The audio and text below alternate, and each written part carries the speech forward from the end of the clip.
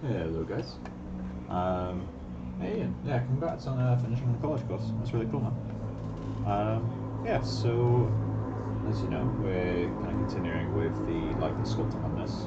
It will be quite a while, I think, before I've got to the point where I'll be finished the sculpting.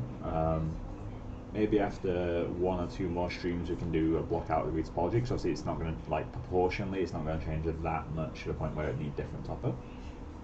So probably, yeah, next stream or two I'll start on Retopper, just because, yeah, the same topology will work, even if I make the eyes slightly bigger, move them to the left, make the forehead bigger, whatever. But for this stream, obviously we are still doing likeness because it's not there. There's a few things I can see wrong with it right now. Coming back to it with fresh eyes helps a lot.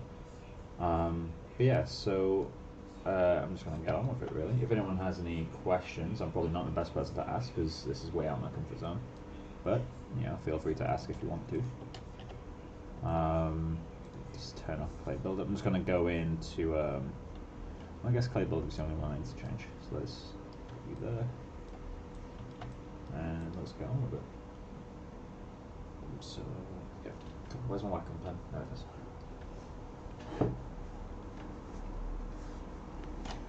Cool. So first thing I'm noticing is the eyes are way too far apart.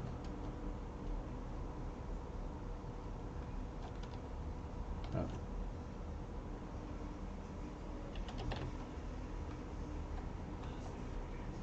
I feel like they're also too narrow. Maybe the outer eye should be...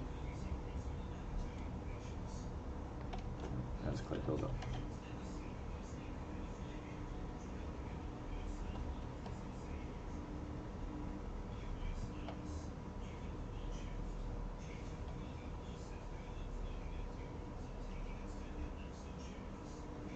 I'm wondering if the inside of the eye needs to be further out, like that. I think it does. That will help with the flat nose thing that we got, or that we need to get. I feel like the eyelids are too thick now as well.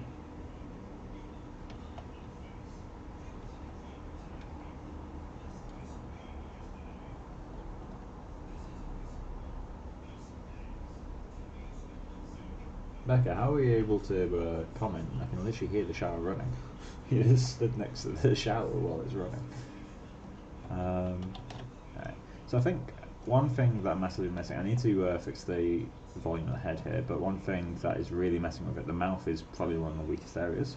I noticed, I was watching some music videos earlier, and in different lighting you can really see it, but I guess this image, now that I've noticed it, she's got a much rounder mouth than I've got. Like mine is quite pointy almost, whereas I think hers needs to be a bit more like pushed out in these areas.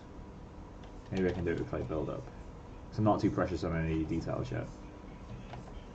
Maybe that's a bit too much, but you get the point, right? It's like it's a bit more than I've got it. I'm going to lower this Z intensity quite a lot.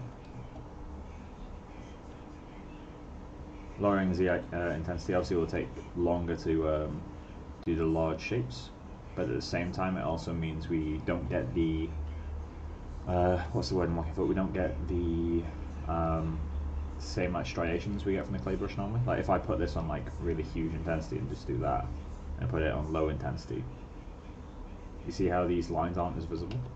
So generally using a very low Z intensity. I mean 7 is still relatively high. Hey look, how you doing, man? I feel like this needs to be further back. Let's consult the ref. Side view. Where did I put it? So there. Yeah, this line needs to be more straight, I think.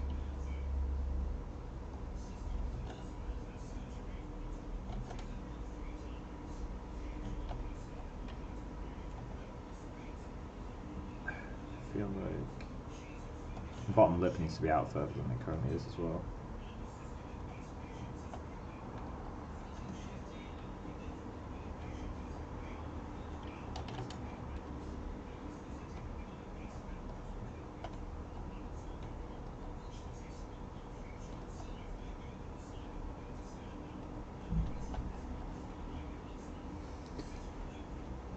That breath. But yeah, how are you doing? Look, you doing well, or is everything going to shit?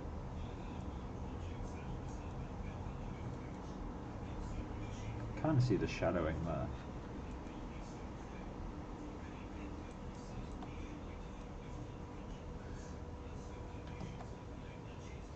Cheekbone needs to be a little bit sharper, I think.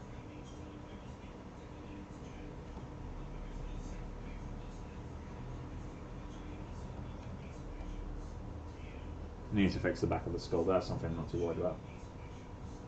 Sculpting the female face is my nemesis. Slightly sweet. Yep. Same here. I've always sculpted more masculine stuff, to be honest. Female, well, likeness is something I'm not very comfortable with, and female faces is something I very rarely do. It's one of the reasons I chose to do this. Is it's so far out of my comfort zone. This area needs filling in. It's literally just raw observation, like back and forth as long as it takes, basically. I don't know if there's any tricks to likeness, other than the whole thing of, you know, turn your sculpt upside down and turn your ref upside down to match, and that makes it a lot easier. I'm going to need to search some anatomy ref to find out what the back of her skull should look like. Is this a rounder shape, or is that just me? I think I need more of a bump here. Here it is, might be too low as well.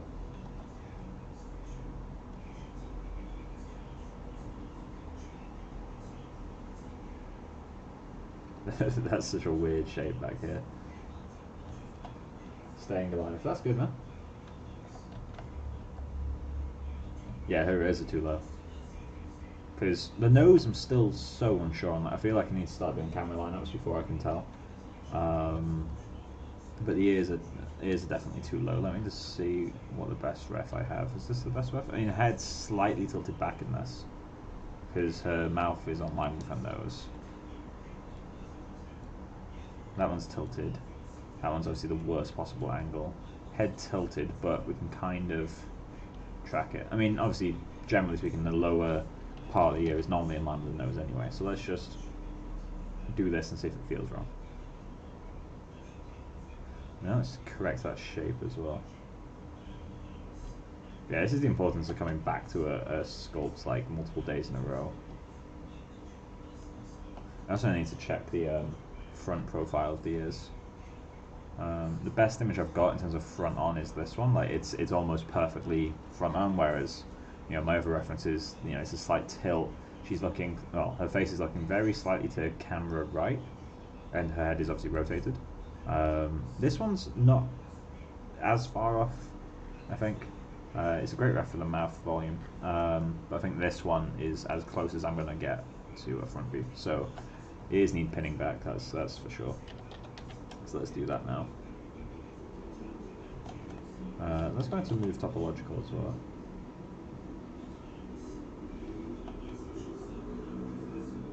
But if anyone has feedback, by the way, your eyes are definitely going to be fresher than mine, so please let me know if you, if anything stands out as wrong. Let me know, because your eyes will be fresher than mine, so you'll be better at seeing the issues than I will.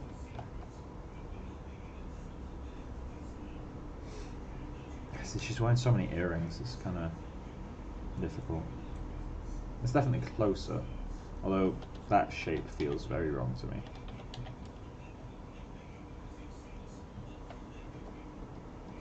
That helps.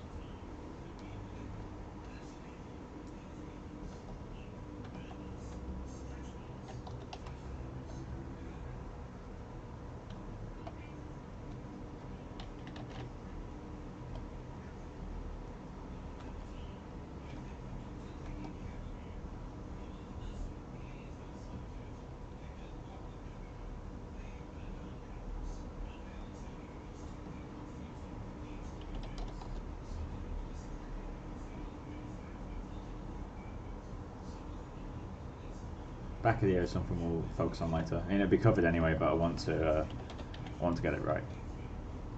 That is wrong. This needs to be straighter from this angle. That needs to be almost vertical as well.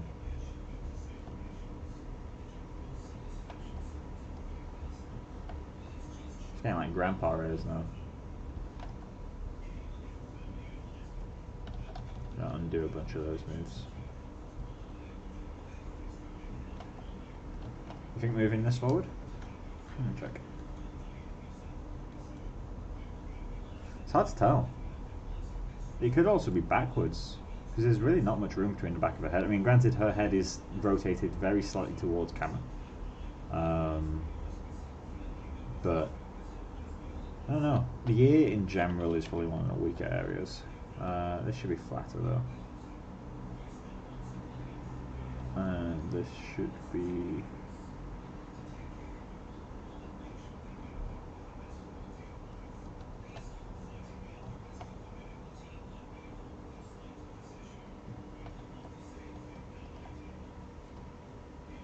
maybe it needs to be even further back.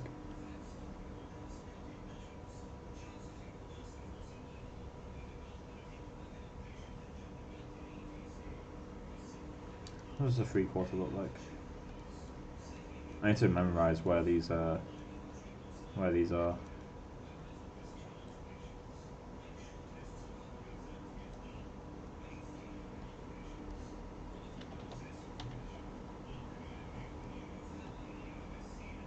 She's got a really long jaw. I've got a feeling it might have had to go further back.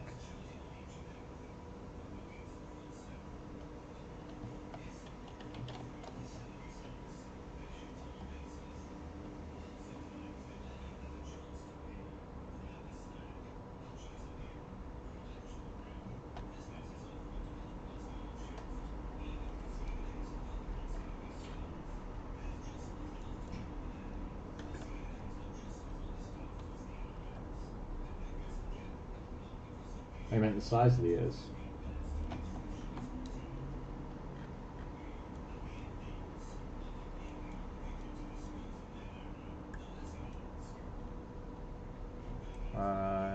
Yeah, you may be right on that. Let's give it a go.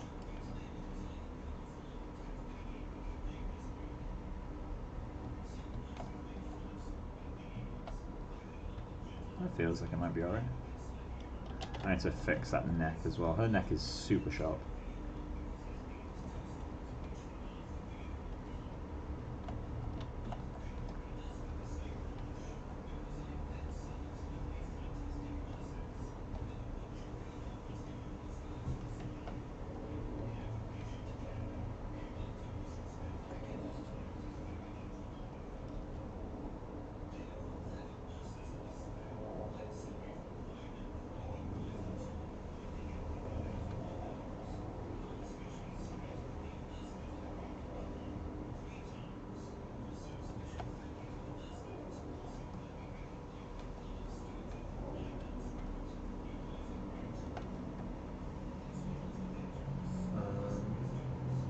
I think her neck meets her jawline at a much sharper angle from the profile view.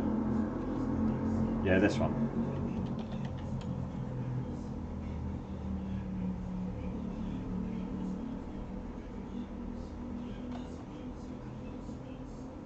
Yeah, that's better.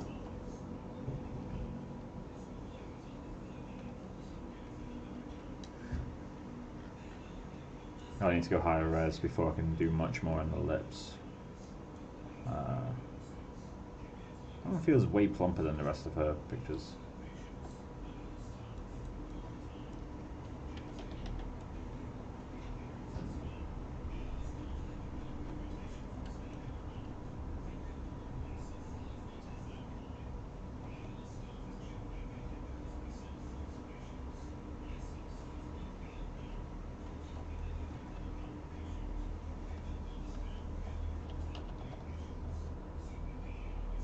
Round that out a little bit.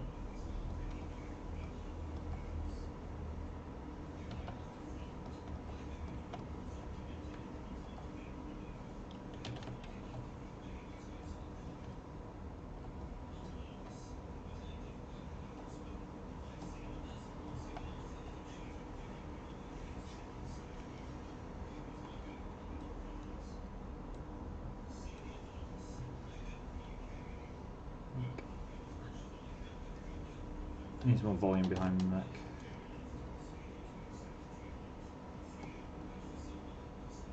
That's a bit better.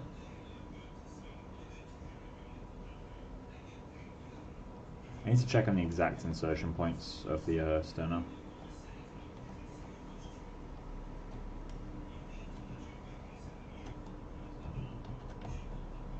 As in, like, I know it attaches to the mastoid, but I don't know how sharp it attaches. So it's a bit of a tricky one. Also, her lips are super sharp on top.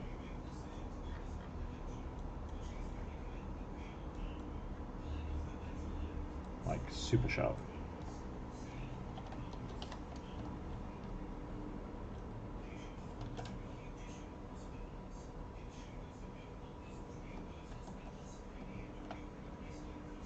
Then we're going to need to change that front angle. She's looking like a fish now.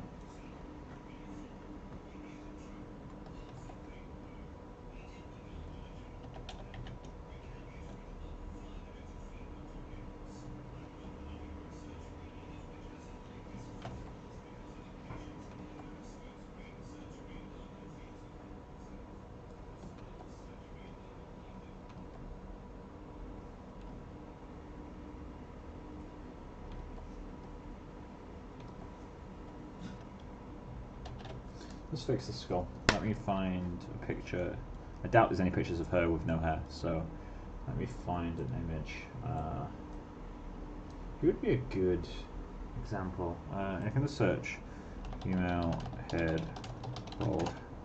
I just want to see how the skull works. I've seen this reference a bunch of times. Obviously it won't be a perfect match because different race and all that, but it will give me a guideline at least.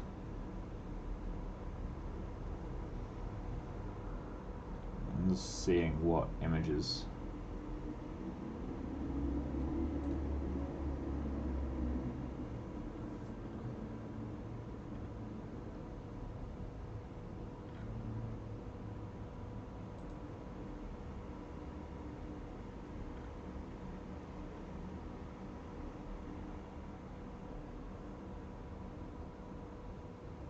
Yeah, her lips are going to be really hard to get right, I think. Like, really difficult to get right.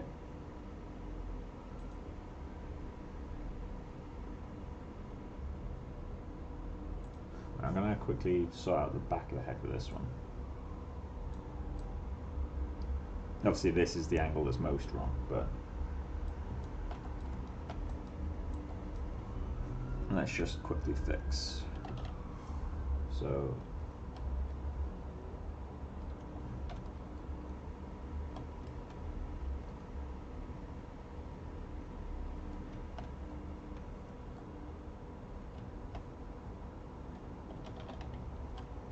side view isn't that wrong, to be honest.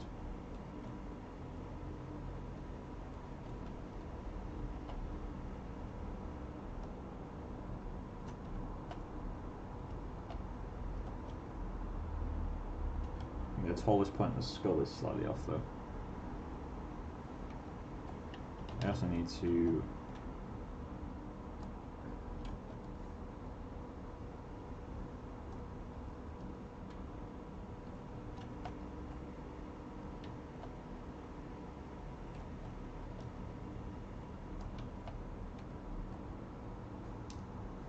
what images are there?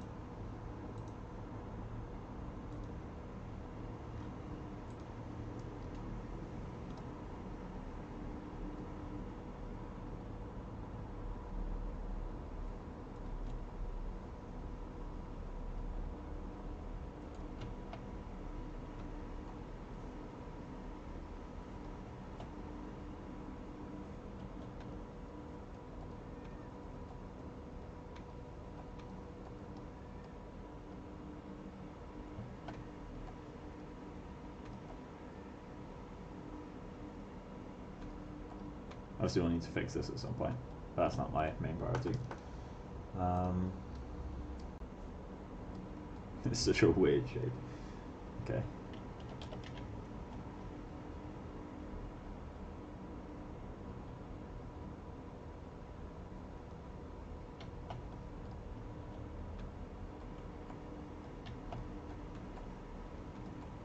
How narrow is a neck?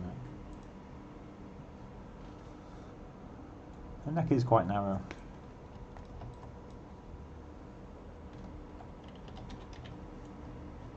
Super slender looking neck.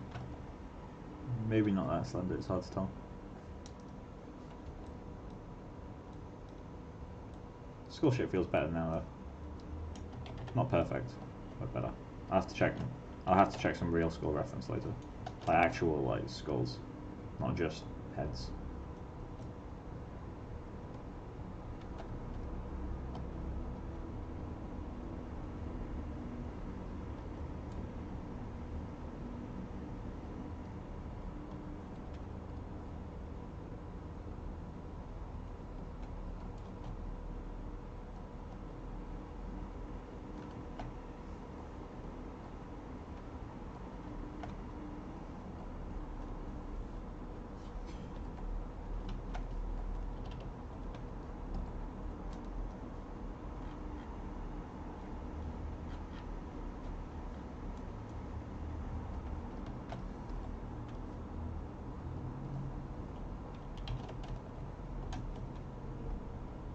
I'll quickly delete the history and save a version. Edit, delete undo history, save 6.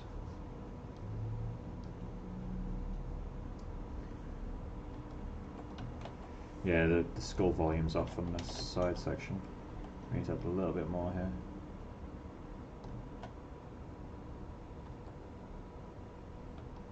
And I think we'll work on the nose for a bit once I've got something I'm relatively happy with on the eye.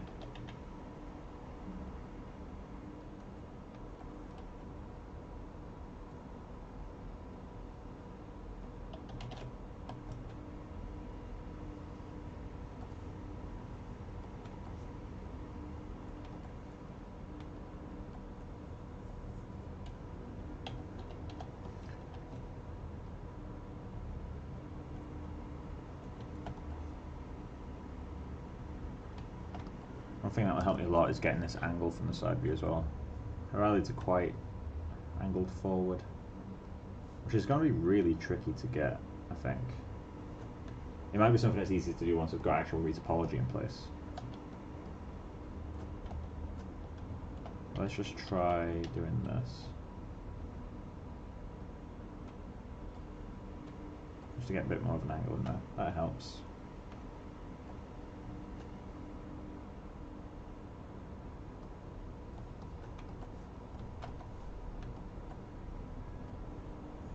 Slowly making her eye feel lazy though. That's gonna be the next issue. She also has like no visible crease on this side.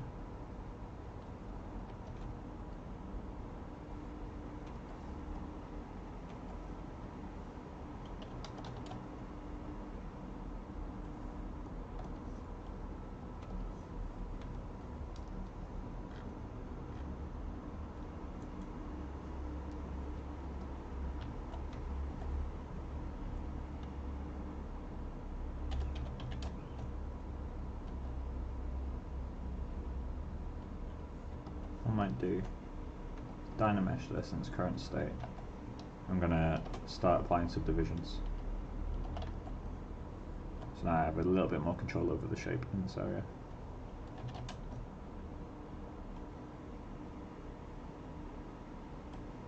I'm not gonna worry about the caruncle yet. I'm gonna wait until I'm happy with the shapes before I start doing that. Well, I guess I could sculpt it in without really much issue, but I don't know if I need to give her eye a little bit of volume like this. Nah, I definitely don't.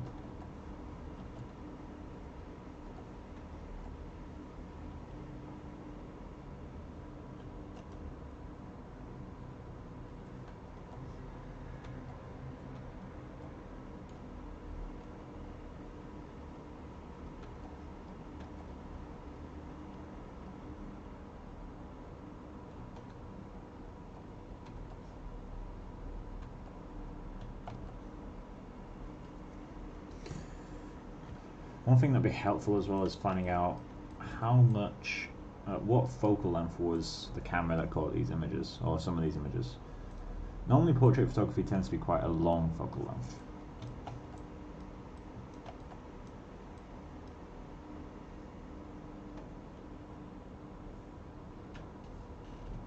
Nice new project, huge fan.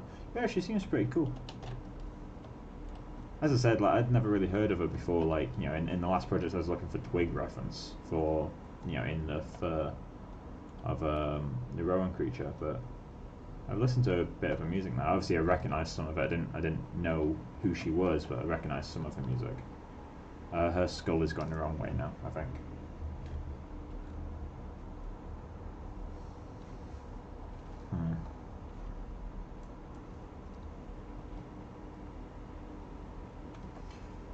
The lower part of this is flatter.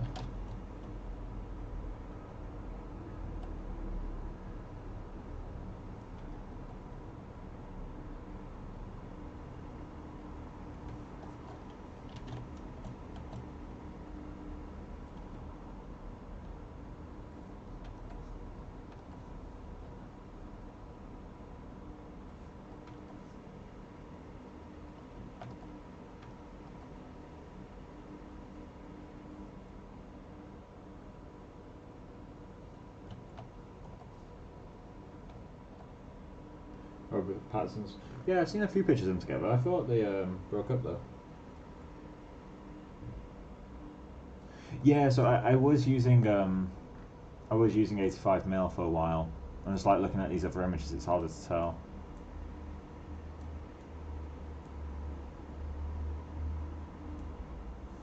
Let's go back to that 85mm because I think I did prefer it anyway.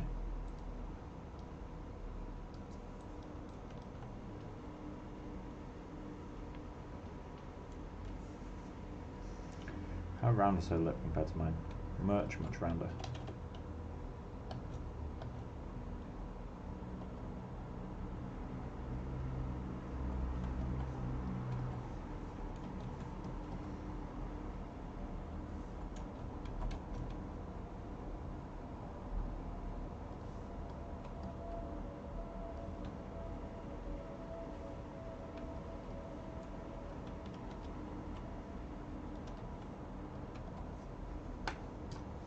Scar quickly.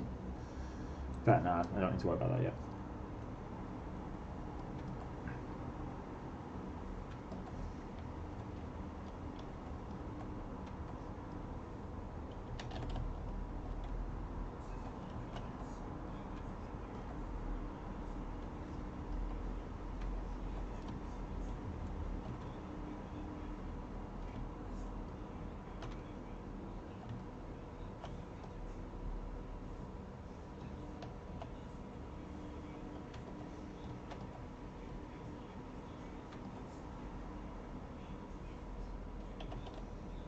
Her lip curls up so much in the middle.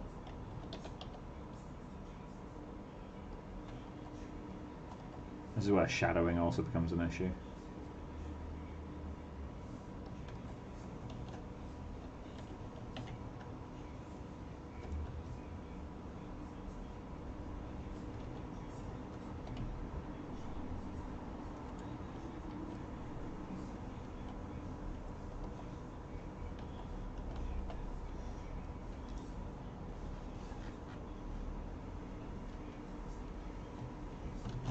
Why did that move?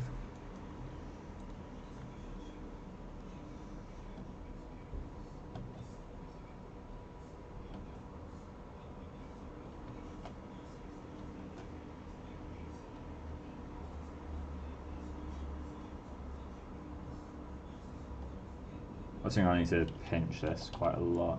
I'm also going to need to, I'm not entirely sure how shading for this is going to work, but the, is this the high res of this? This blends, like, really well. There's a visible crease here and then there's not here. So that's going to be a nightmare, especially on this side. That's going to be really difficult to shade, I think. I'll have to get that working. I'm also still not entirely sure what I'm going to be shading in. I'm debating trying out Arnold. I'm not 100% sure. I know that Arnold you can do like trace sets and that sort of stuff, which sounds interesting, but you can probably do it in RenderMan too.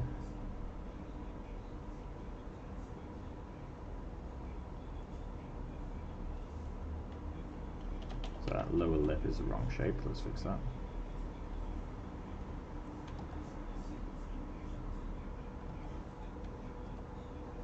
And let's pinch those.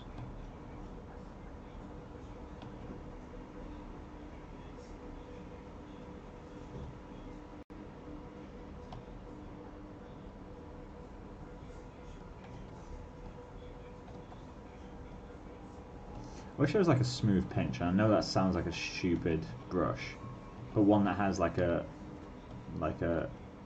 smooth transition, like almost volume preserving in a way. Like trace sets don't work with random walk. I guess random walk though naturally is like, you know, it includes every mesh. It's randomly walking through. So although it's not supporting trace sets, you wouldn't have to worry about it. What do you want for her skin? I wouldn't no, I know you'd want random walk, but would you need trace sets? Because trace sets are normally more of an eye thing, right?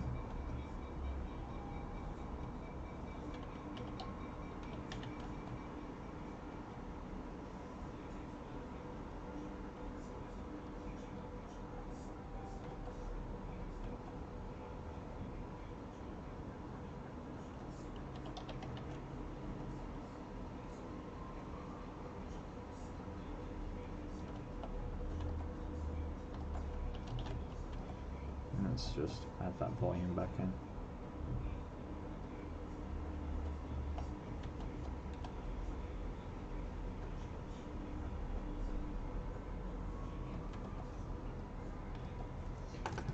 Let's down mesh again, but obviously we'll have to increase the resolution a little bit. Down mesh. Let's go 400. I'm going to lose a little bit of detail, but I'm not worried about detail. Detail comes later. Is that good enough? Let's go a little bit higher. Let's go to 500 resolution.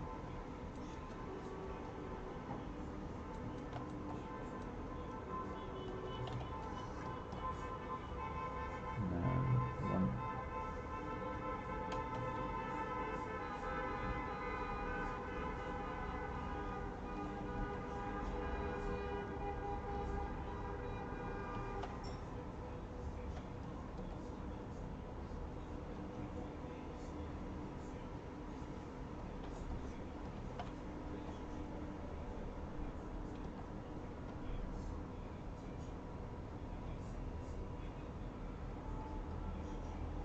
Let's just force that shape in there. We need a bit more of this bump as well. Obviously we're doing it symmetrically, which is a bit of a no-no, but what's going on outside? It's the NHS clap. I think this is the last one, supposedly.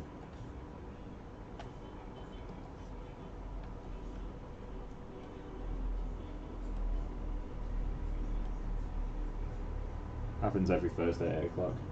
I find it super weird personally, like I'm all for supporting NHS, but I feel like the nation doing a clap isn't supporting NHS. I feel like it'd be better to, you know, have the government consider pay rises for them.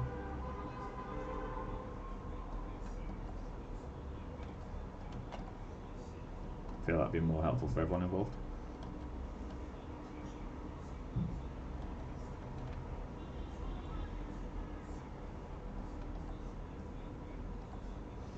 Let's just round that out.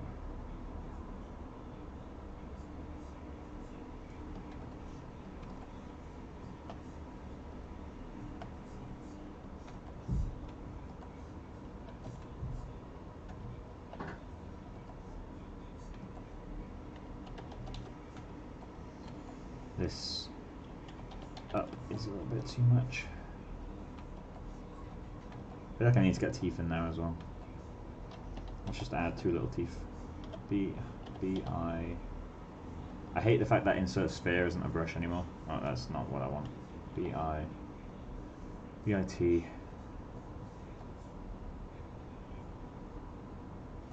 Cool. Subtool. Split unmasked. And then let's quickly go through these. So that's one of the meshes I want. This one is the one I get rid of. Cool.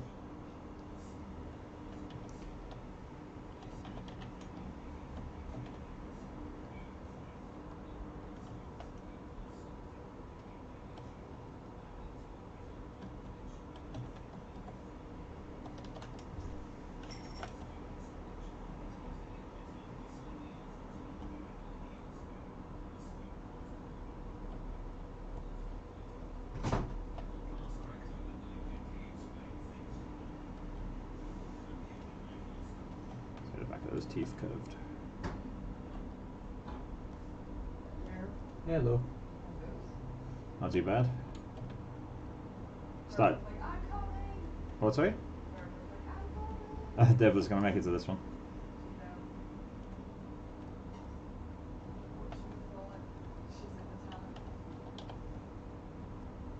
She's pinched to pull these sides together.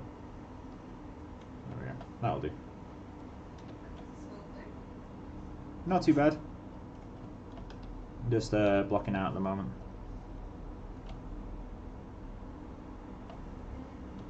That's a bit much. Let's pull that back a little bit. Is it means how light it is, not light?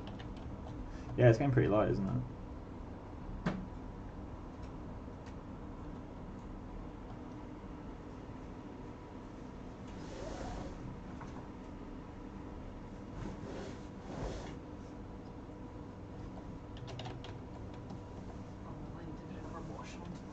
Gap's a bit too big.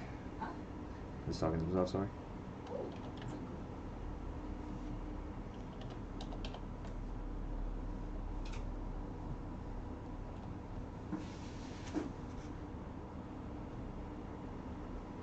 There we go.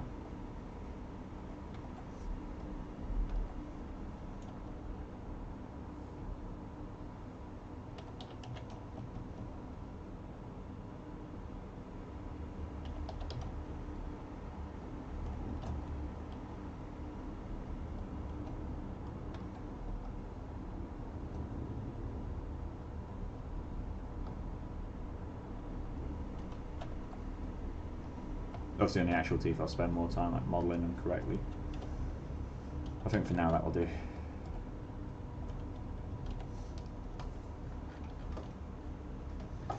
Just delete history and save this.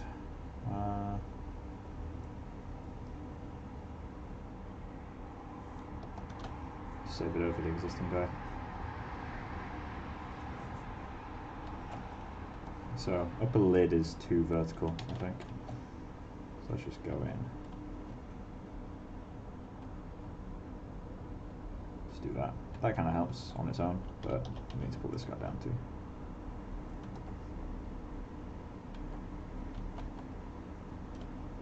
It's weird how she feels like she's got a lazy eye despite the fact that it is 100% symmetrical. That doesn't make much sense. I don't know how that's possible.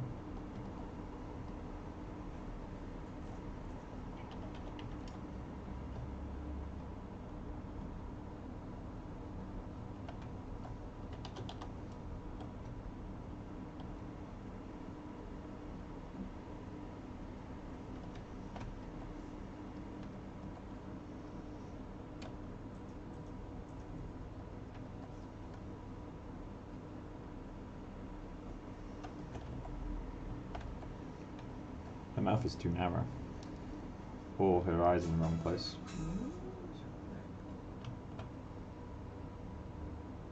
How does she feel like she's got a lazy eye despite the fact she's symmetrical?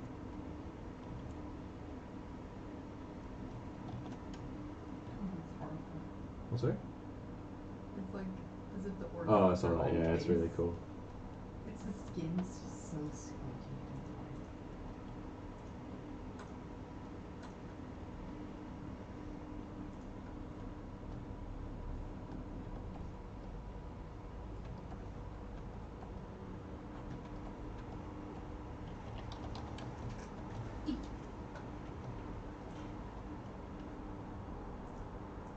I step a little bit later. Can I step late? Yeah, I'm gonna try and get this thing. Oh, the competition. Okay. That's not competition. Or the internal competition. Competition. Is that a competition? Never is a competition.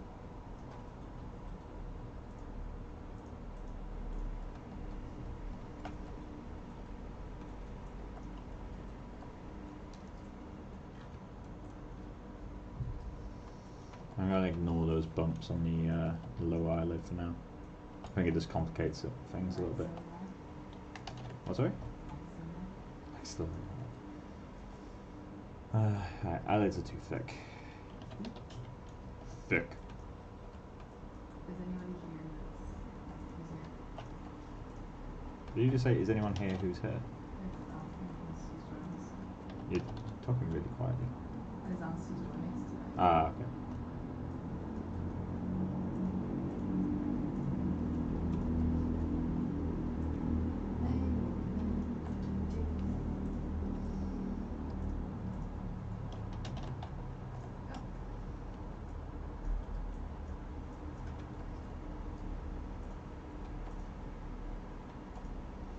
Overdone the mouth, I think.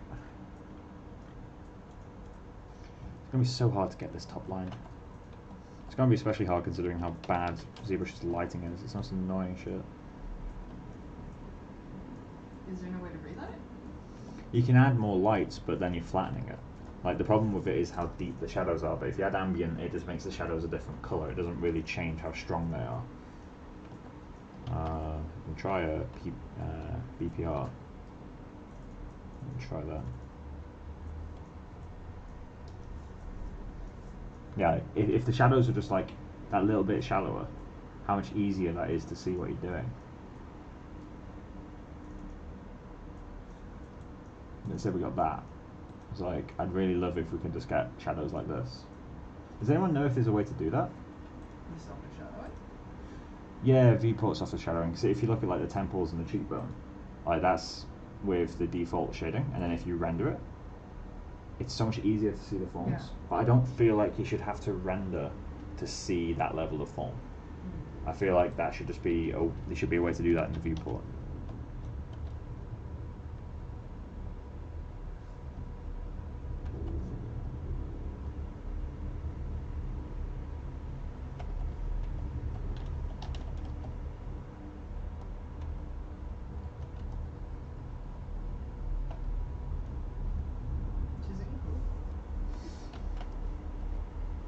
You can tell I'm going to struggle with the eyes. I need to, before I can go much further, I'm going to need to start doing camera lineups, I think. Which is going to be a nightmare.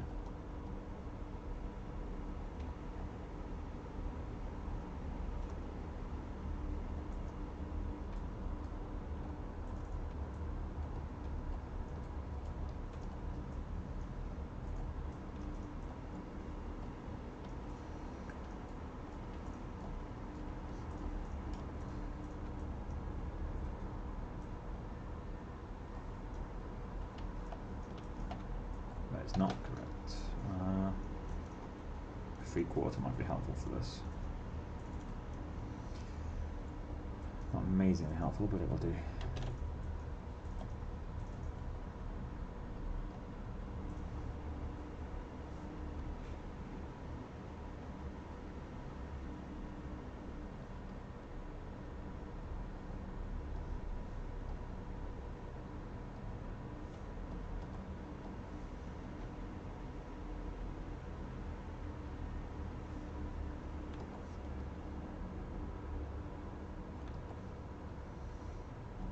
Obviously, the reference isn't particularly high res, but it's enough for us to see kind of the shadowing and how the shape should read, generally speaking.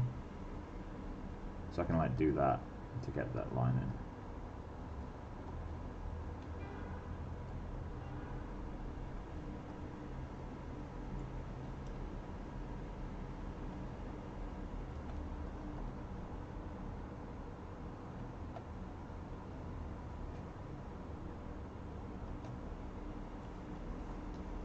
And why was that reference in nose? Was it this one?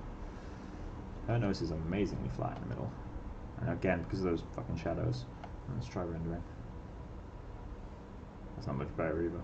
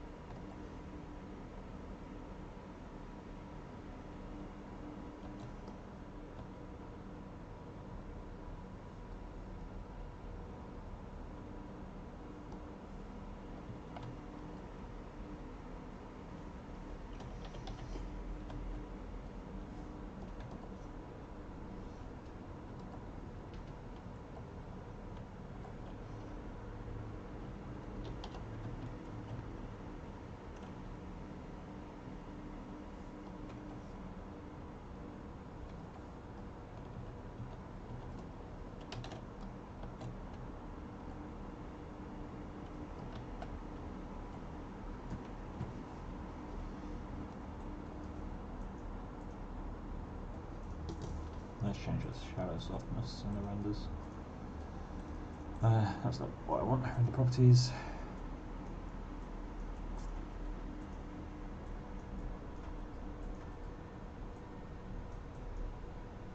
View blur. Right, so PBR shadow. If I remember correctly, it's angle that needs to change.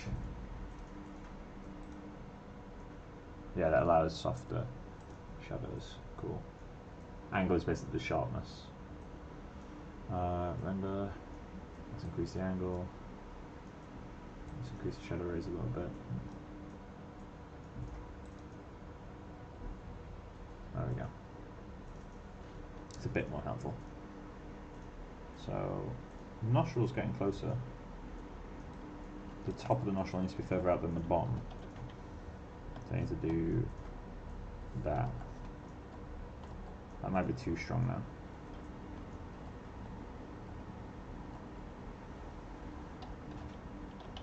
And I think this needs to be longer. That helps, yep.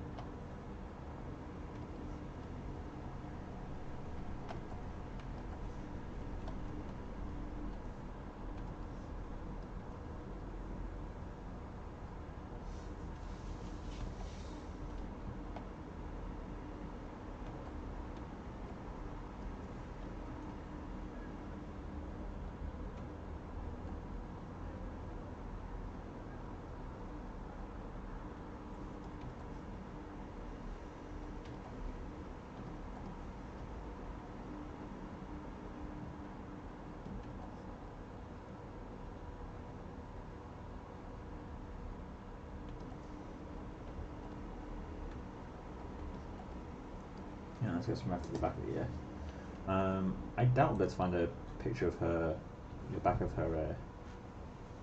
Should I have a music video? Pardon? I have a music video. Yeah, but searching through music videos is going to be a bit difficult. FKA twigs, back of head.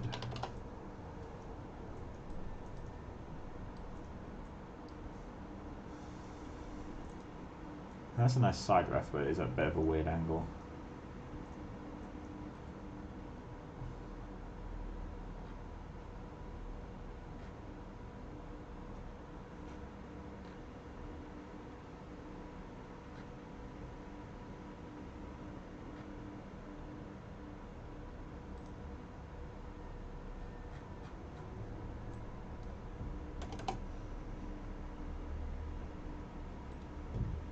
Kind of helpful ear ref. Oh, we can see enough to get the bottom of the ear for that one. That one's too low res.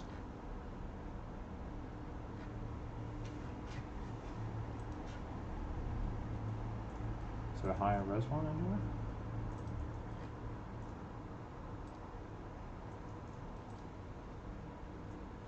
Let's search for large images. That's a pretty decent size. Open image in the tab.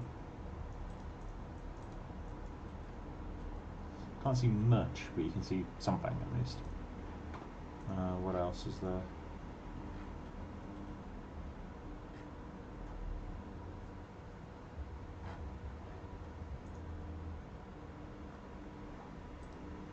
I think this is a helpful image, so I'm going to get this one as well.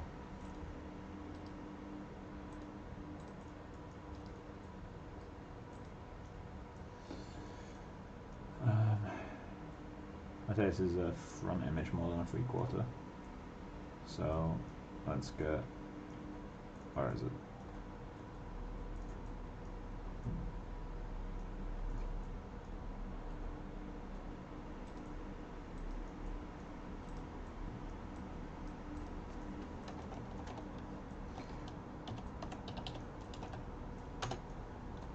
Cool. And then image as.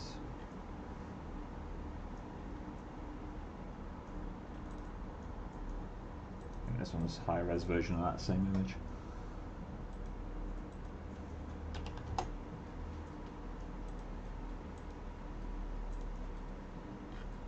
for images that might be helpful.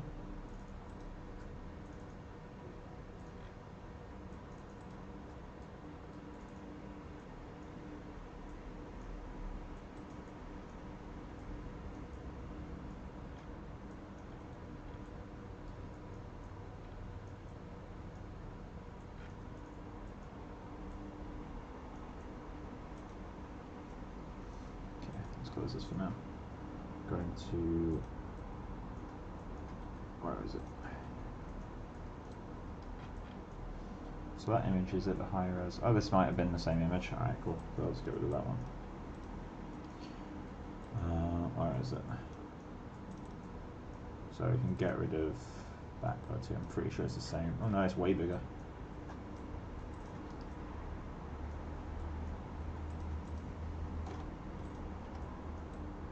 Okay, so let's get rid of this one and rename this to back 01. Delete that one. Drag you in. Cool. And then it was front. Where is it? This one. Cool. I'm just going to save this as well. Save. Check her Instagram. Yeah, good shout. I'll look through that later, I think. What an ear pick? What's it? An ear pick? Well, I found one that gives me at least some basic like shape ref for the back of her ear. And then I found a front image that gives me a bit more info on the front of her ear as well. Ooh. She's actually got quite a few good photos on her phone. She's got like full side-on photos and all.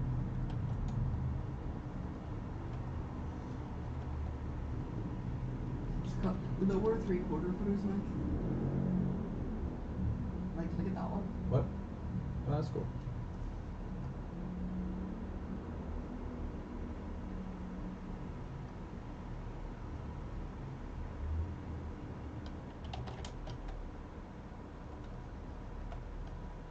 Oh, those are cool.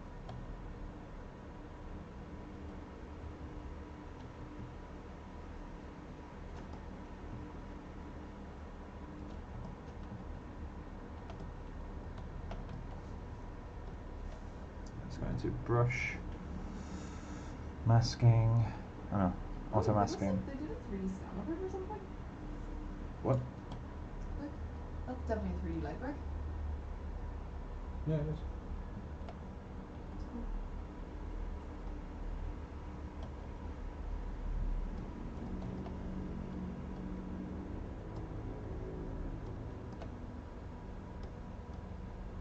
Oh, I like her short hair as well.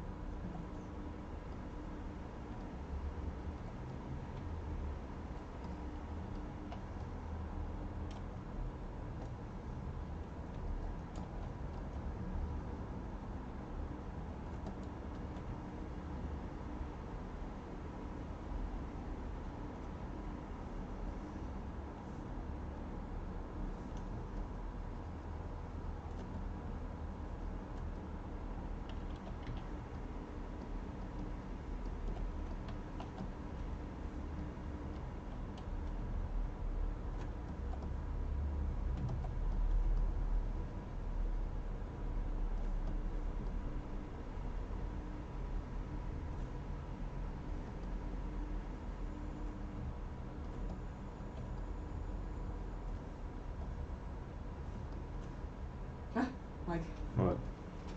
how about that one? Oh, that's pretty helpful. Want me to put screen? Yeah, you can send it through to me.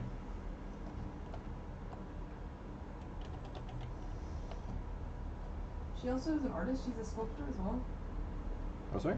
She's got 3D zebra sculpts on her thing further down. Yeah, one of them is an album cover.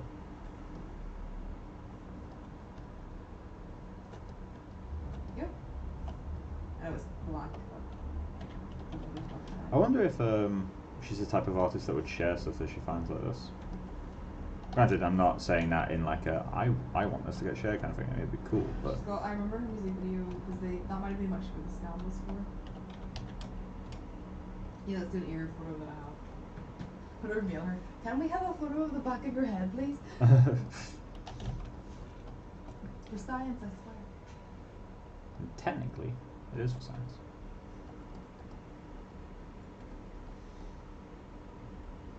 You need to undo that. I don't know how far in the inside of the ear goes. Something like that, I think.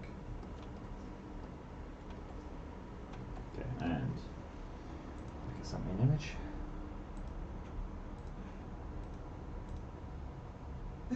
Cool. Show them what we find. Yeah, I'm gonna save the image. So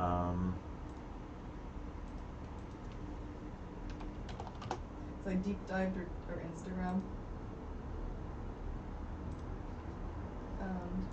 Literally just find this, which is just a big photo of the back of her head. Cool.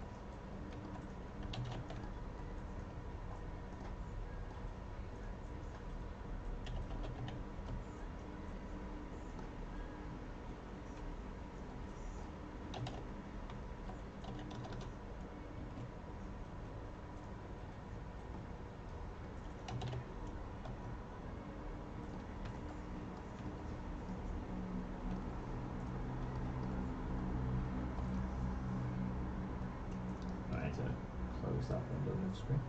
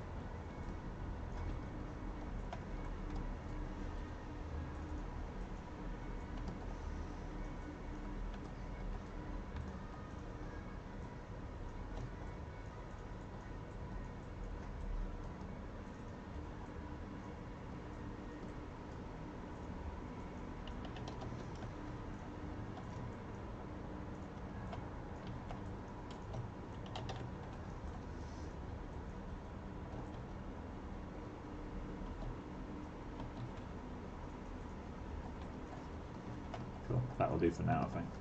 I don't want to spend too long in the back of the ear just because we literally won't see it anyway. Let's just get that feeling a bit smoother. That'll do. And let's focus back on the front of it. So, where's that image? This one. This one seems quite helpful.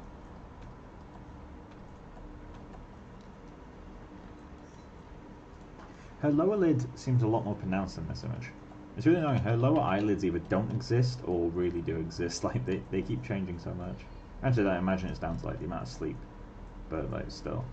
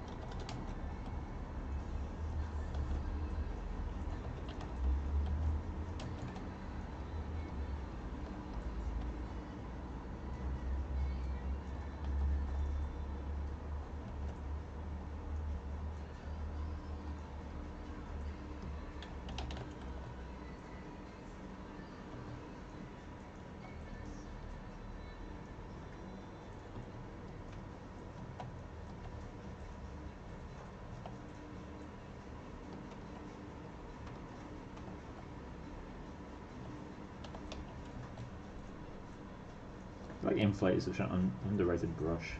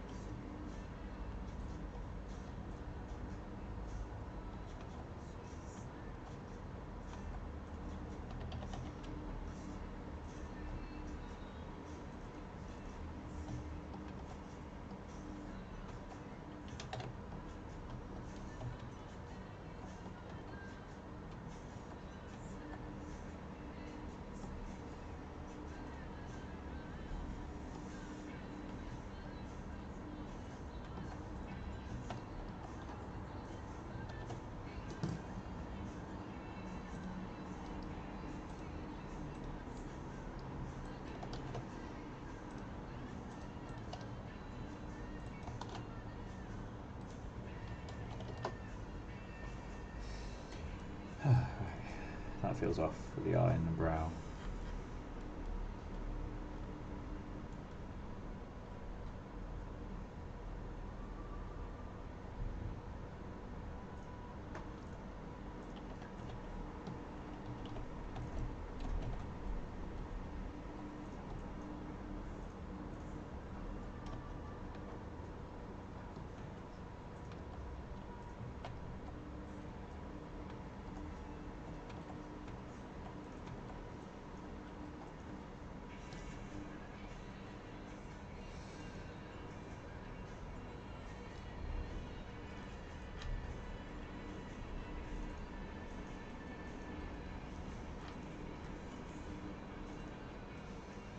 Why are her upper eyelids so much larger in this image than every other photo of her?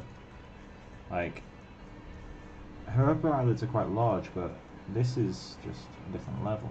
It must be... Is she looking like very... Is her head tilted very slightly... Her head is tilted in that one. Pardon? Her head is tilted in that Well, one. sideways, yeah, but...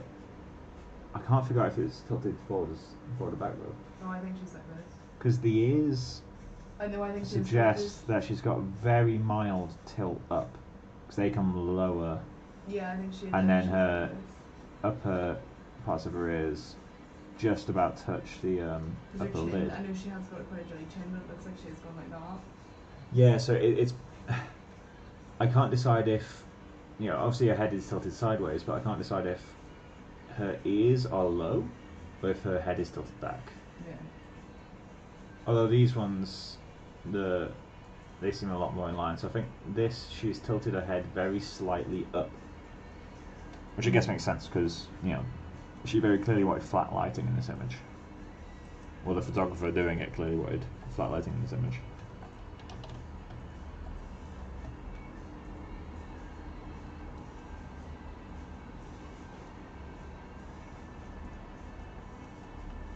Front view is already pretty good proportion-wise. It's going okay. It's going better than I expected it to. I'm really struggling with the nose and the upper eyelid. Well, the eyes in general, to be honest. I think that's something where I'm going to need to do a camera lineup. Although it might be easier to do that stuff once I've got the topology, because then I can make, like moving the eyelids is super easy when you got topo. If you don't have topo, then these end up looking bumpy every time you move them. And I haven't found any tricks to make it not look bumpy when you move the eyelids.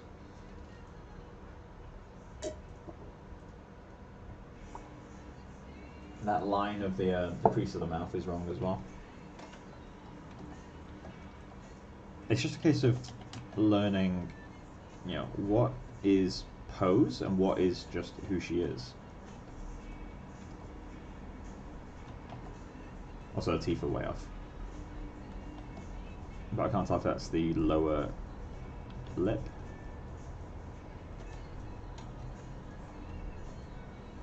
Might have been the lower lip.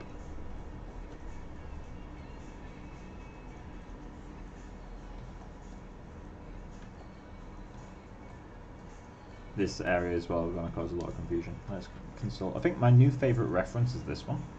Just because the lighting is really strong, it gives me quite a lot of highlights to work with. Hey Andrew. How are you doing?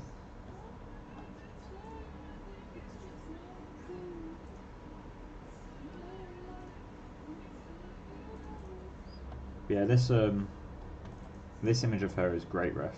It's also showing me that this crease is in the wrong place. Move that up slightly.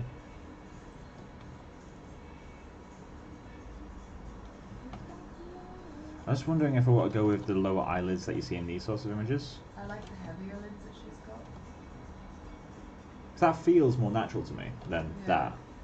But at the same time, when I go to this ref, there is no sign of lower eyelid. It could be lighting. I think it is lighting. I think it's completely removing it. Because Yeah. her actual eye, like her upper lids, don't look as This heavy. is way more indicative of form. Obviously, she's got eyeshadow on, that complicates things a bit.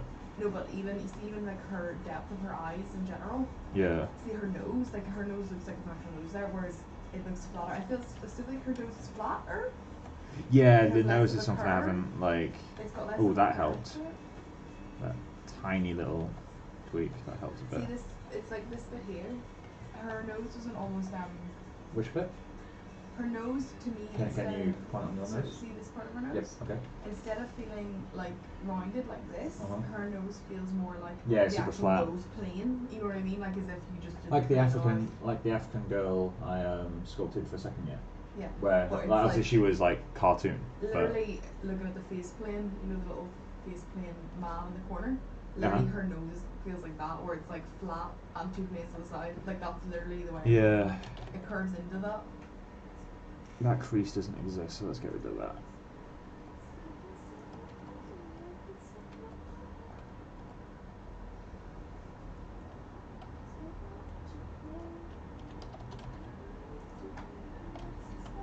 I don't know what that shape is coming from, but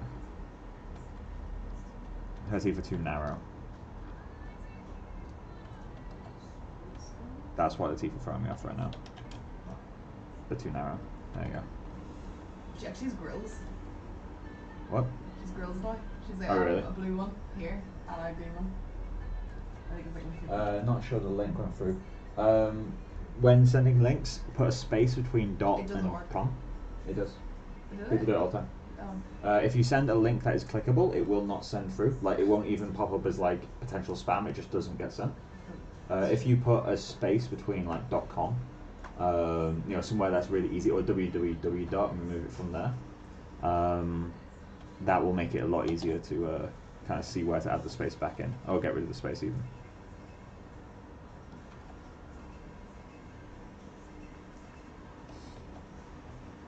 Let's work on that lower lid.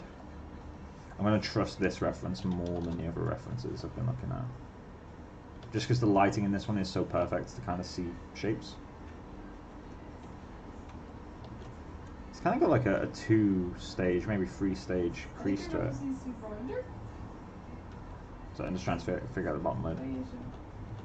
That helps. She has that kind of puffy cheek. You know what I mean? Like that, like it's just, I'm trying to make her not feel tired when I add the bottom lid.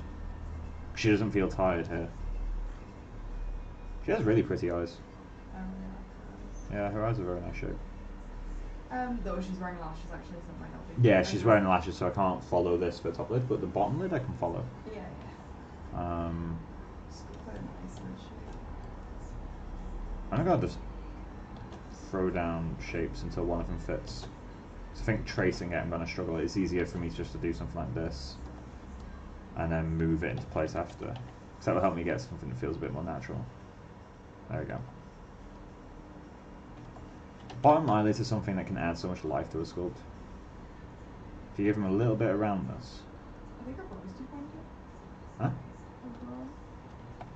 You think? It's super soft. Mine is basically rolled. But see the way yours is like triangular shaped your eyebrows? Grab one. Can you point on your head? So see the way yours looks like Can McDonald's. you point on your head? This part. Okay, cool. See the way oh, this. The triangle, the two triangle that. parts. Yeah. Yeah, that's not there. Good shout. Although it's amazing how subtle it is to remove. Like literally just doing that kind of gets rid of it. It's just a soft, you know, because like her face is literally plainer. You can barely see any of those forms. I know she's got eyebrows, but the bit that means she has eyebrows, fuck. But you know the bits that may stick out in her face, like as in like plainer wise, are her bit here. You know, like on the where, sorry? The bit here on the side of the screen. Temple. Yeah, the temple. Yep. That's probably one of the only really major planes that I see in her face. Like everything's quite soft. Yeah. I need to get in her eye socket a little bit, I think. Like I don't think she's as much depth here. Where? Her, though it could just be the image I'm looking at. See under it. That's the thing though, the thing that's making it difficult is her side view. I mean, the nose is still way off in side view. It's like a lot smaller or something, I think, in that photo.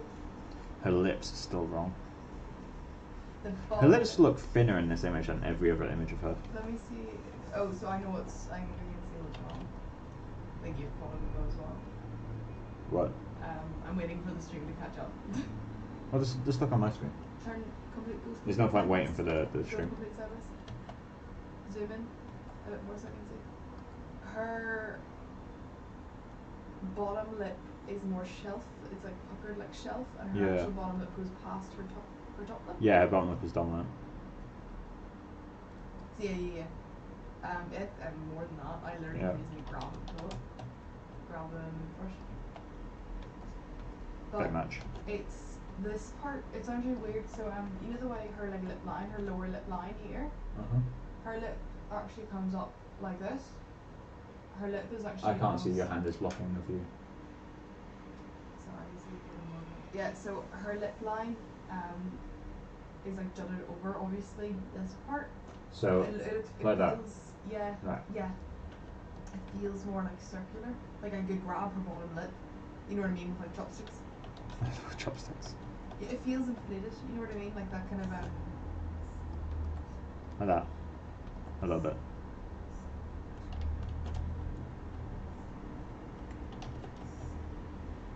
Super soft. Like that. I think better. her lips more than that, is it not? Yeah, her the middle of her bottom lip is actually The furthest out point. it's actually in line with her nose.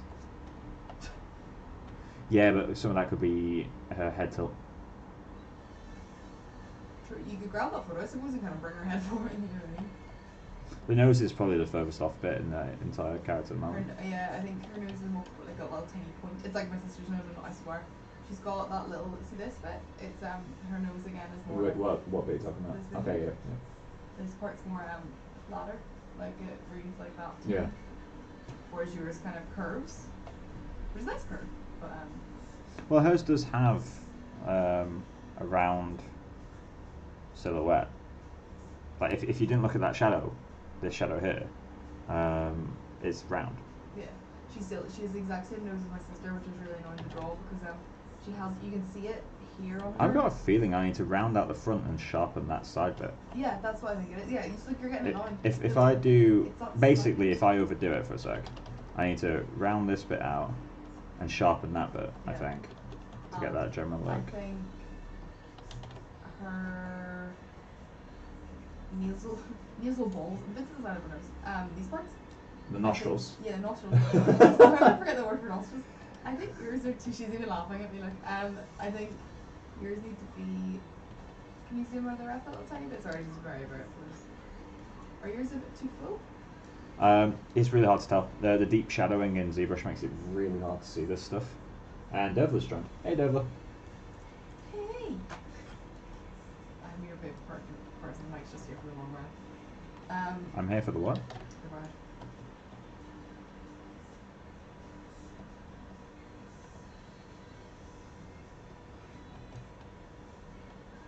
I need to learn the planes of the nose and a bit more depth, I think, to get this right.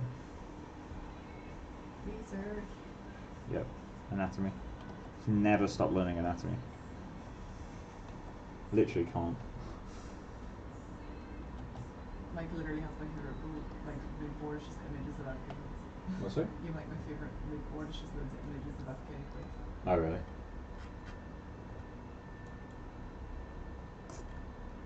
This image is probably the most helpful. Iconic. I forgot the name for nostrils, Derval. Shut up.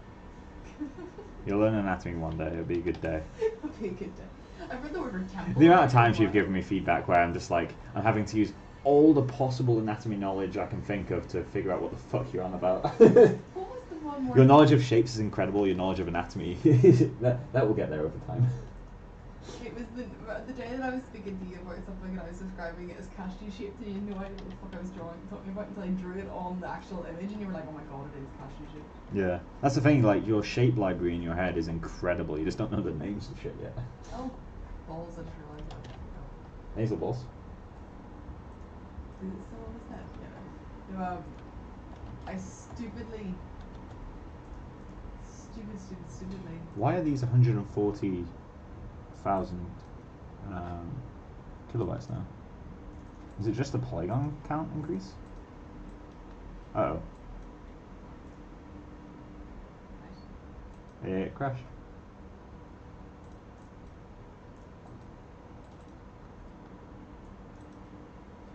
Oh, there we go, that's why.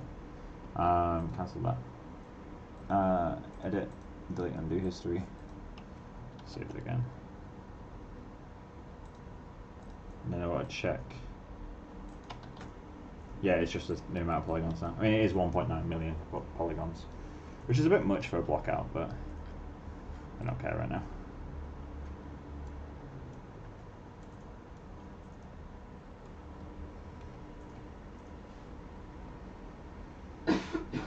mouth is going to be so difficult. Her bottom lip is bigger. Yeah. And I've got her. More. It's such a subtle thing though. Getting those mouth corners is going to be such a bitch.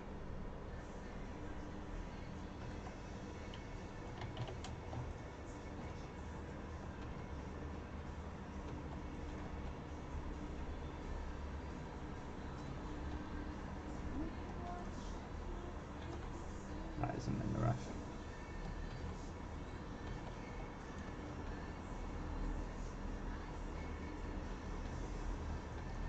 She doesn't have jowls. Why am I giving her jowls?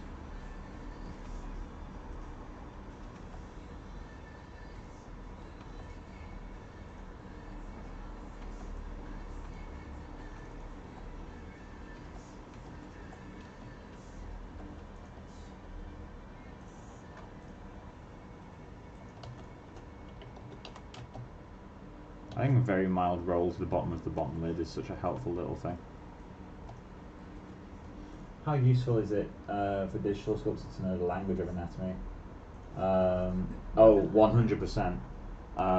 Like, knowing the name is helpful just because it allows you to get feedback better. It doesn't help you know the shapes. It gives you a way to remember it. I guess it depends on your memory. For me, words don't help me remember something. It's more about like remembering the actual shapes. But knowing the names means if someone says, oh, this muscle, like check the insertion point of this muscle, I'll know what they're talking about. I don't know every muscle. My anatomy knowledge as far as modelers go is pretty basic. That's why I'm not a modeler. But it's one of those things, like, definitely if you want to be a professional modeler, you have to know anatomy and you have to know the names of stuff.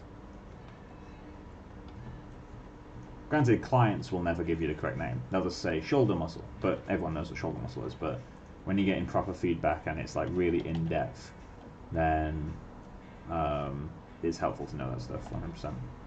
I wouldn't say it's as extreme as Ryan Kingsline says though. Like you can make it without knowing the name of it, but it's very helpful to know the name of it.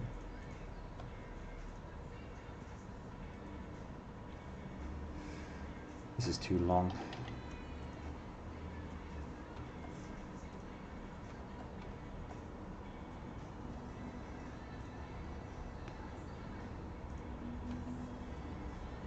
It also helps searching for reference as well. Like if you know the name of a specific muscle, you can Google it very quickly and get all the results on like insertion points, how it is with the skeleton, general volumes, what's tendon and what's muscle belly. Because obviously that's really important. If you don't know what sections are tendon, then you'd end up sculpting it wrong. Like one area that's pretty mad for that is the what muscle would be best for that? I guess the triceps. A huge surface area of the tricep is actually just, well, at least one of the heads is purely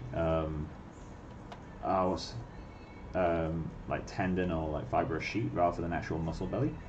So when you're sculpting it, the shape, like if you make it round in the wrong areas, it will never feel natural.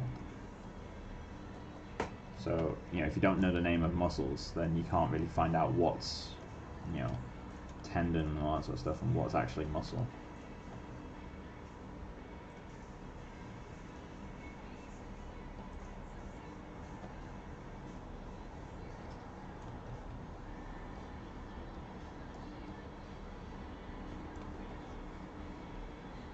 That helps. I need to blend that in, but it helps.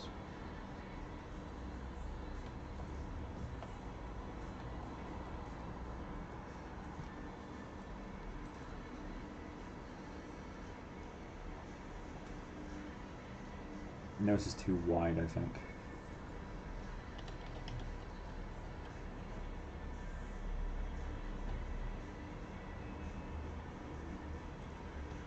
And ultimately, the most important skill to like this sort of modeling is observation.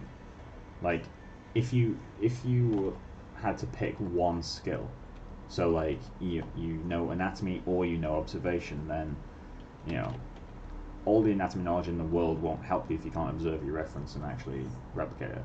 It's good to know both, but observation is the one that will actually get you good results. That's why you can get people who can sculpt amazing stuff without knowing a single bit of anatomy. Granted, all the best sculptors tend to know anatomy anyway, so it's a moot point. Let's use the standard tool. Nope, let's use the inflate tool. Inflate is really good at getting soft volumes quite quickly.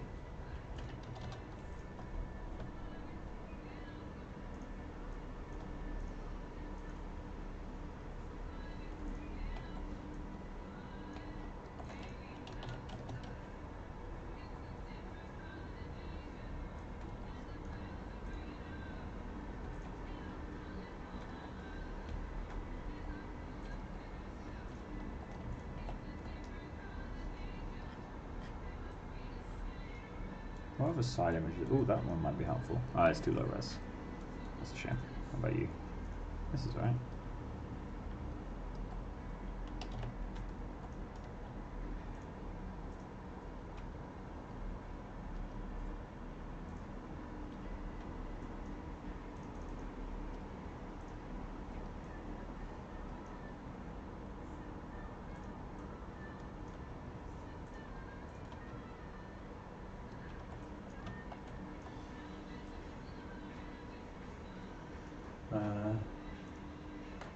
Yeah, observation and anatomy definitely go hand in hand. Hard to get good at anatomy if you don't have.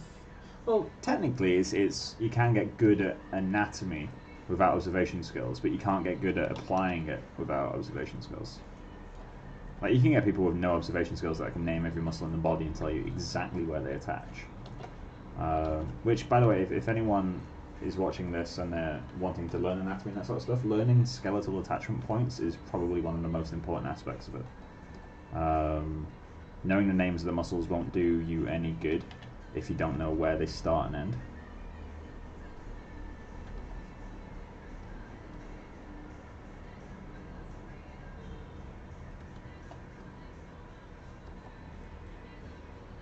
Such a smooth shape, Jesus.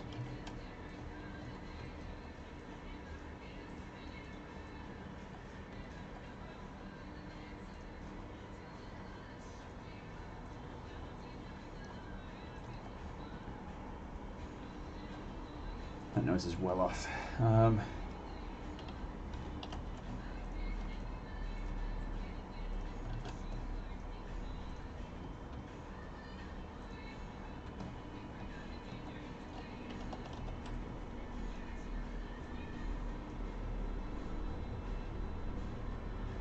Let's turn that down a bit.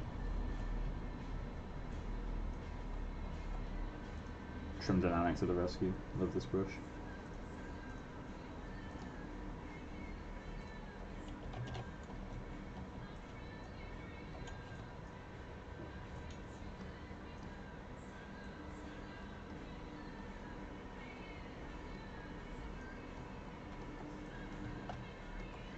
Bit bumpy.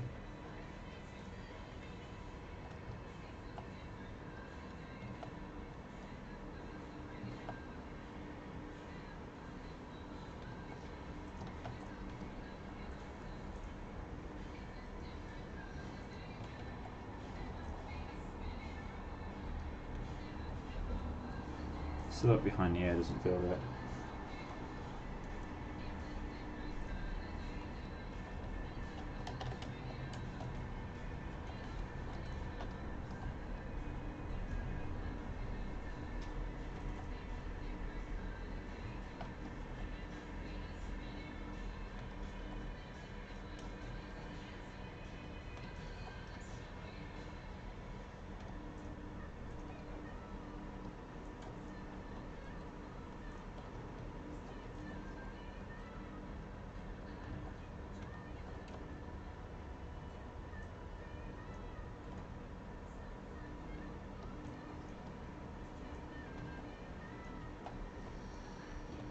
So I'm currently removing some of the bumpy shapes just because they kind of distract a bit, but at the same time, like doing retopology will do that. Rankings, I started the tool development for ZBrush, went into traditional sculptor to learn anatomy once. He realised how little he knew. How much space is there for traditional sculpting and modern? Traditional sculpting and modern practice, I mean, studios still do sculpt clubs. That might answer your question. Like NPC, Frame Store, all have like public, like on Instagram they've posted sculpture, like traditional sculptor classes that they do. I've been to a few at NPC.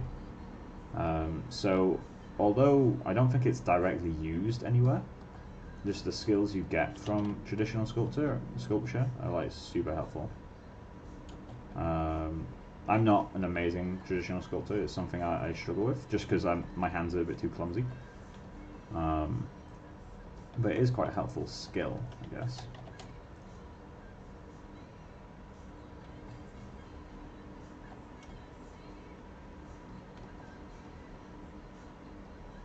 That feels better.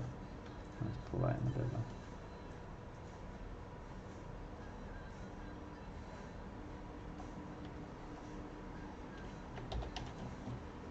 Oh, that's not what I want.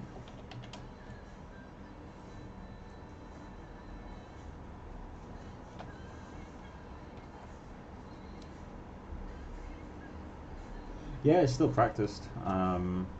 Some of the stuff that people can do as well is incredible. Like, obviously, the professional sculptors are insane. I think Alan posted some really nice stuff. Let me just go into this. We once had a phone call with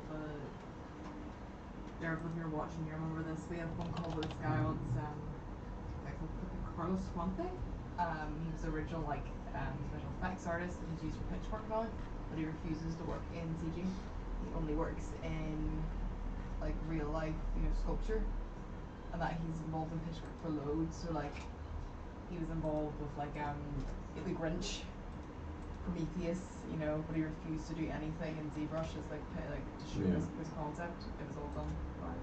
So this is a guy I went to uni with, but he worked as a professional sculptor in NPC. And the traditional classes that you do are really cool. I think he did this at home, to be fair. But the professional modelers, even though obviously they work in ZBrush, their knowledge of forms directly translates. This guy is one of the best modelers I've ever known, to be honest. He's insane. He always manages to get this stuff is just beautiful. If you don't know who this is, check out Alan Bolkas. I'll put his name in the chat. His work is incredible, but he's a really great example of his traditional sculpting. Even though there's absolutely seemingly no history of it, as you go through his, there's some older stuff that's pretty cool. But it's just this stuff's really nice. But then you go forward a few years after him being a professional sculptor for a while and sculpting in ZBrush pretty much entirely, there's a big jump. And that's just because the skills are transferable. Granted, this won't load now, but yeah, I'll put his name in the chat. He's really cool. There we go.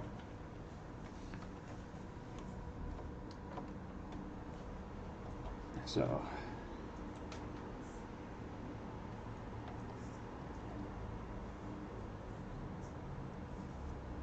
I got a feeling this silhouette here is wrong.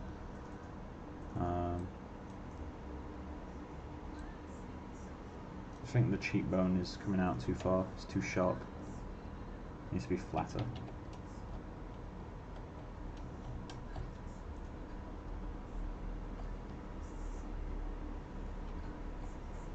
And let's just test this. Yeah, that sharpness helps. So we're going to have to ease that into the sculpt somehow. Let's follow the actual shape.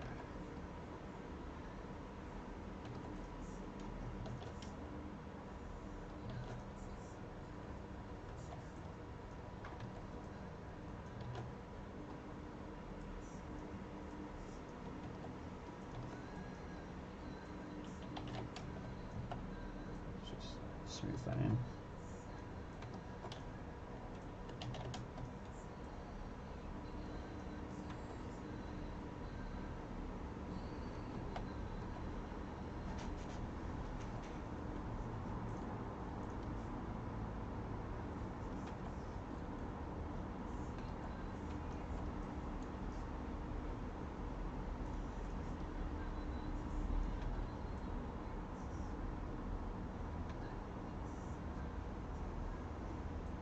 thank you. Did you study anatomy or do you rely on online and good observation? Well, online is still studying anatomy. You don't have to study it in like, you know, quote unquote proper classes to really learn it. I got a book called Anatomy for the Artist, which is pretty good. That's where I learned a bulk of it. I also did quite a lot of life drawing in university, which obviously taught me quite a lot. I mean, observation, as we were saying earlier in the chat, like goes hand in hand with it though. So,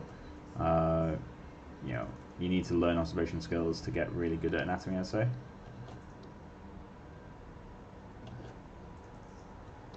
Tighten up a bit. But yeah, like the book. Well, let me show some resources. So move over. So there's Anatomy for Sculptors. Let's see if their website. Their website used to be a lot better than it currently is. They took a lot of stuff down. They used to have like pages and pages of anatomy reference. That was some of the best out there. It's gone now. But you can still find images of it, so if you search it by images, you can get, but they had like pages and pages of anatomy breakdowns that are like very blocky forms, where fat goes on the face, the primitives you could build muscles out of, form breakdowns, gestural voice. Yep, Sarah Simblet, that's the Anatomy for Artists book that I was going to show as well. But yeah, so Anatomy for Sculptors, they are really, really good. I think they have a YouTube channel where they go through sculpting this stuff. It's really nice. And then, yep, as if I search Anatomy for the Artist, is this one. This is a book that I used to own. I say used to because I'm pretty sure I left it at university. Like I put it on one of the tables in third year and just literally said whoever wants to take it. Just because I was moving out and I had enough stuff to take to London as it was. But yeah, so this is a really good book. Got some really great stuff in there. A lot of sketchy stuff, but one of the nicer features is they have like tracing paper pages. So like if you flip this page over, it's just an image of a man from front and behind. But then you got this tracing paper where you can overlay it, so you get to see like the forms and then where the landmarks are. That's another great one. There's another book I had that was more of a medical. There's one called Grey's Anatomy. It's super expensive, but I mean you can get on one. Yeah, I had one that cost me I think 30 quid. Grey's Anatomy was like 150 quid. Yeah, for the proper medical one, but there's like a Grey's Anatomy light version. That is, it's not for artists, but it's not like the full doctorate level. But it's for like Grey's Anatomy is for medical. It's not for artists. my sister reads it. Yeah, well, because your sister's doing a doctorate, right? Just the medicine. Do the medicine. Is that? No, that's makeup. What's that angle looking like? I don't have enough of a.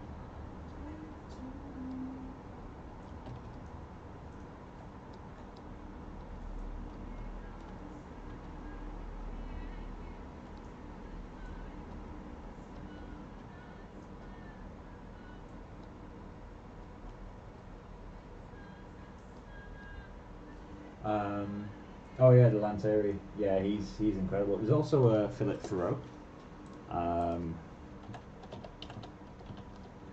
I've got to remember how to spell.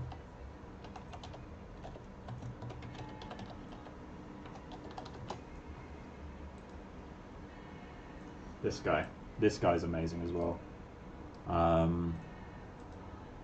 He's got a few like time lapses that he's done that are really incredible.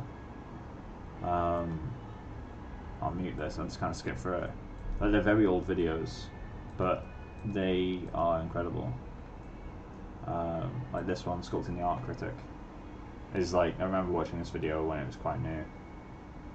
And it's really, really good. So he goes like from the base, but he's one of those sculptors that every stroke he does is for a reason. Like every single, I mean, he just did the helix of the ear with 2 brush strokes. Like he's really got his method completely down. You can learn a lot from watching him. There's also this claymaker guy. I don't think he still makes videos. It's been a while since I checked his channel, but he's got to a point where every brushstroke is for a reason. He's not quite at the level of Pt.02, but very few people are, to be honest. But this guy is also, like, he's way better than most people can ever dream to be. He's really good to kind of watch.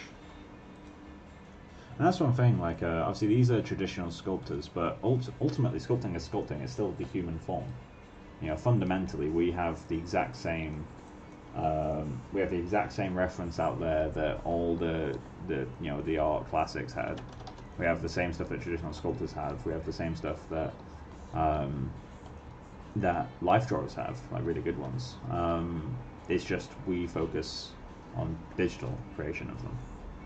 So ultimately, all of those disciplines can learn from each other. That's why if you get like a really good traditional sculptor and give them ZBrush, obviously it will take some time for them to learn the interface, but they'll be able to make better sculpts than a beginner. It's just observation, that's all it is.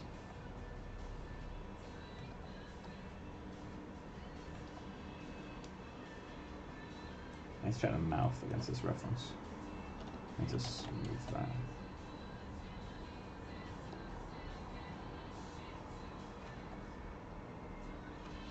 That's a bit too sharp now.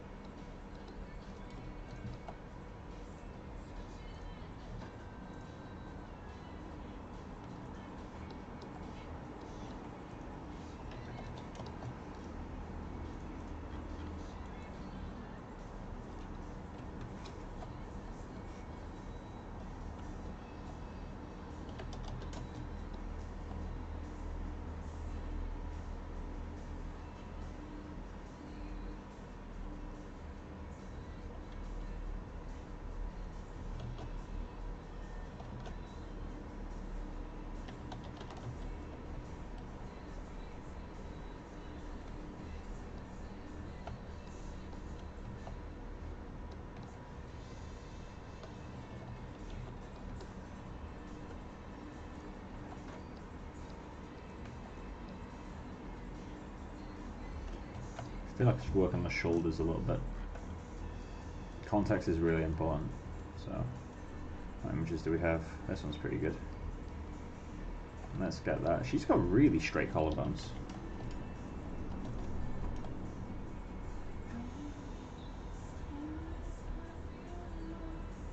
They'll still be curved from the top, just because that's what collarbones do, but her collarbones are shockingly straight. They're also quite high, actually, which means they'll be pushed really far forward.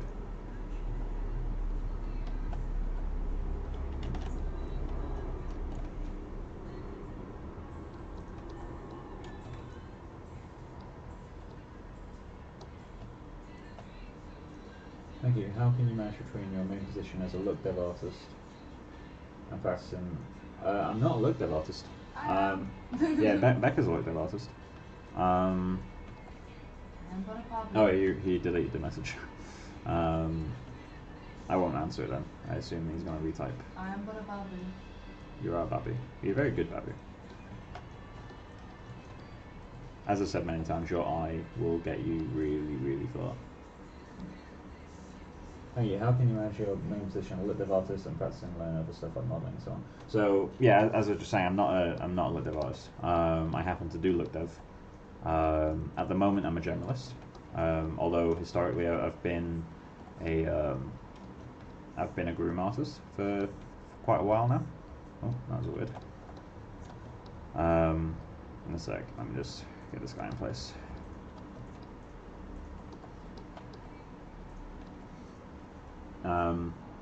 But yeah, so how do I manage to find time? It's literally just using all my free time. Like on nights when I'm doing streaming, I literally give myself 1 hour of stuff to do. So like, I'll play some video games or some guitar for an hour, and then the rest of the day I'm working for NPC, and then I finish work, I spend a little bit of time doing something I want to do, and then I get back into sculpting. Like I just give myself no free time.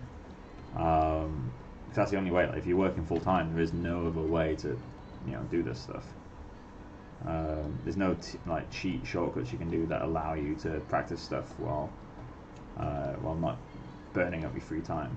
Granted, as a generalist, I'll get chances to work on stuff that I wouldn't have otherwise done. Like I've learned a lot of Houdini stuff just through the job, which I haven't done in my free time yet. I've not really dedicated any time to learning Houdini in free time. But yeah, it's there's not really any tricks. I can't give any tips really on how to use your free time to learn stuff. It's just a case of doing it. I find it really weird, like whenever we first moved to London, we were in that like tiny apartment. It's obviously a lot harder to do like, like any work that you want to do, like spare time work. Yep. But there's not much else to do in the evenings. I'm not being funny when I say I don't have that many hobbies. Yeah, I mean, I used to fill my time with guitar playing primarily. Then recently I got back into gaming. I'm slightly obsessed with Forza Horizon 4. It single-handedly got me to start gaming again. But yeah, like, I've always tried to fill my time with other stuff. I used to go climbing quite a lot. Obviously I haven't done that in a while, especially now that there's a lockdown, but without the lockdown I still haven't been in a long time. But yeah, if you want to practice stuff in your free time, you're going to have to kind of give up hobbies or give up sleep. I don't recommend you give up sleep. Well, to be fair though, What? not that I hadn't given up hobbies and stuff, but like at the weekend, for example, we would still go out for walks, and then... Yeah, I mean, we spend, a decent amount of time walking. But we're still able to go back and do some bits and pieces, it's not like we're... Which is like last night, I wasn't streaming, but we were working together. I was teaching a little bit of groom Yeah. and all that sort of stuff. Like, we do tend to use quite a lot of our free time doing this stuff, but again, if you want to get good at something, you have to dedicate yourself to it.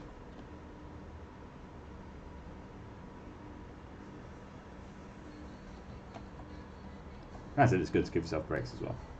But I don't work every night. I work most nights now, but I don't work every night. Depends on how much you put for the freelance. Depends on free. Yeah, I mean, when I have freelance, I have no free time because I'm streaming every other day, and then freelance. Obviously, I want to get out because I want clients to be super happy. I don't have any freelance on at the moment, so that gives me a bit of free time. But when I get some freelance again, I won't have any free time until it's done.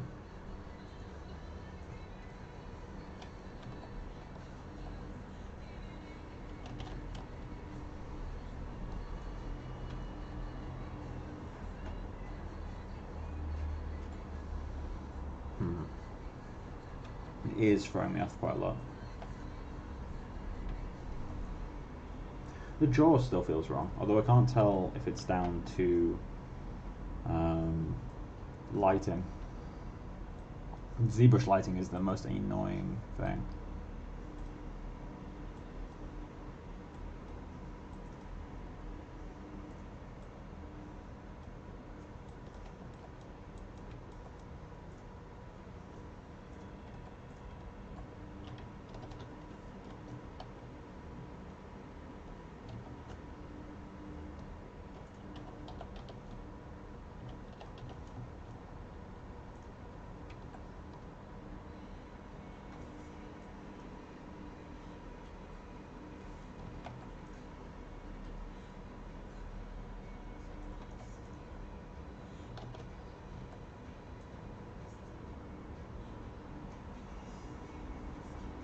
That's a bit of a weird bump.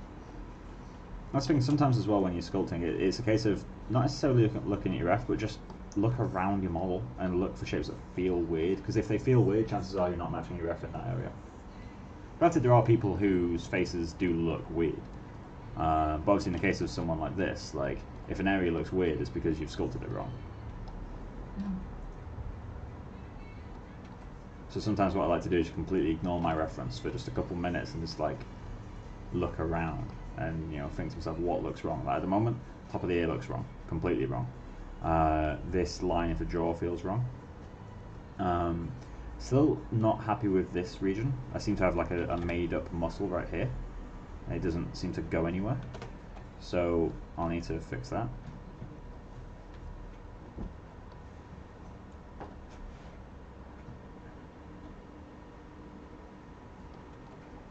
Even doing that helps a bit, although that's too much.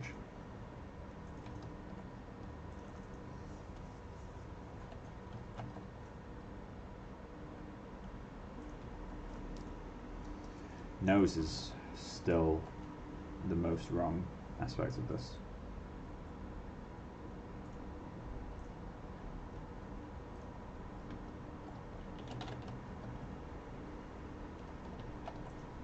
Well, that helps. Okay.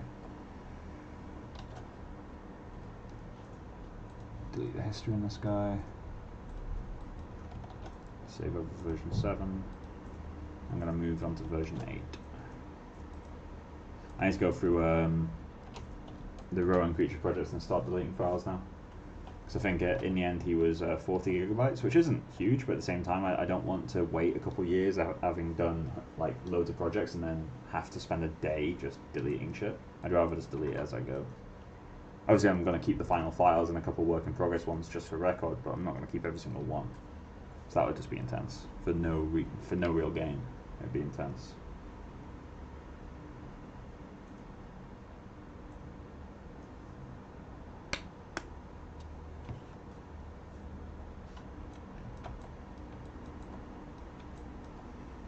I feel like the shape of my nose is wrong. Like not just the middle bit, not just the main like this section of it. I forgot the name of it, but the bridge as well.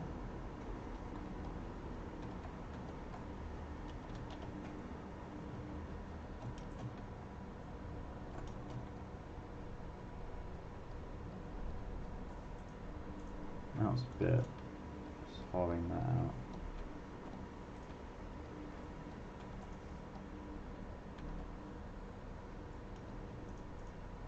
So wider here than here. That helps. Alright, so that's one of the things that was wrong. It was wide in the wrong place. This angle feels completely wrong. And the side angle still really isn't working for me. Let's really focus on that side for a bit. Okay, so let's focus on lines, not volumes right now. So nostril, this is a really nice curve and then it kind of dives into itself almost horizontally. So I'm going to need to add a little bit of volume here just so I can see that line to begin with. And then let's just go in and purposely define that too much. Just so I can see the lines again. So this is a really smooth curve, mine is kind of a stepped curve. So let's fix that.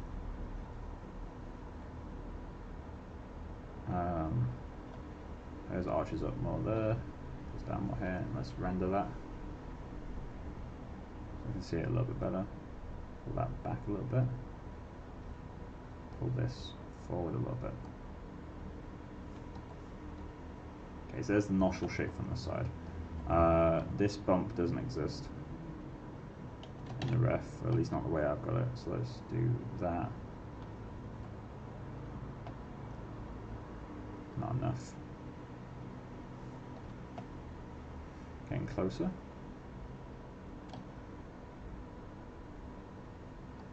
This line here is super strange, so let's pull that in.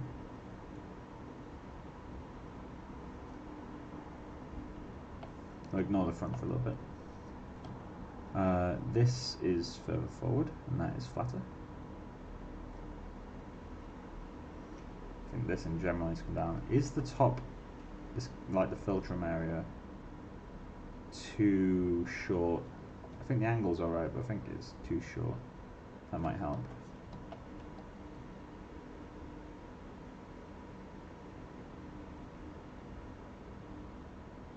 I feel like it's a separate topic for a second, but I feel like this section of the eye is too far back. I feel like this should actually almost be coming forward. Not like that, but that helps.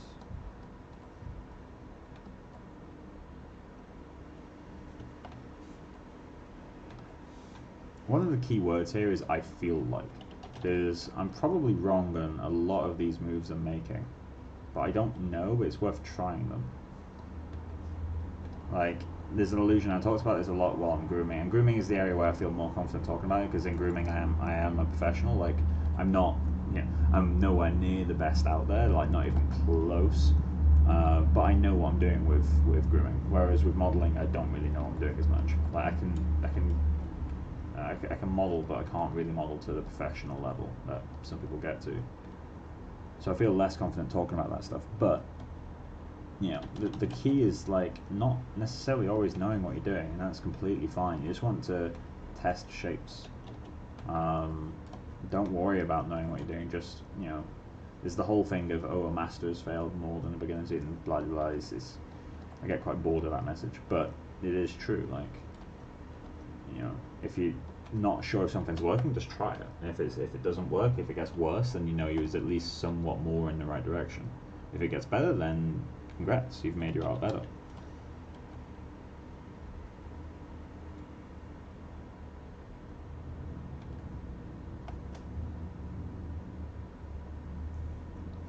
So, next thing we need to work on.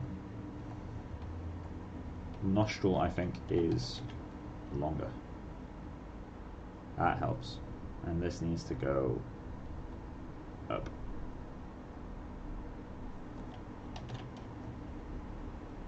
Does that need to be narrower? Do we have any good angles of that? I have one where she's laying her back. There we go. Well, she's not laying her back, but she's like falling or something. Okay, so let's check the shapes of this. So I think the angle is something like that. So this needs to be rounder in that direction. This needs to come in more. That needs to be way rounder.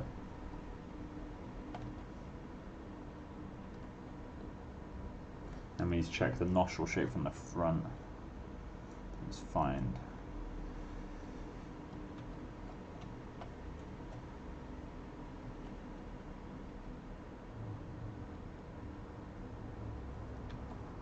There we go.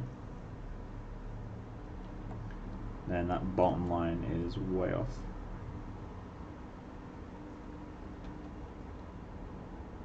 That feels a lot better now. This angle's wrong.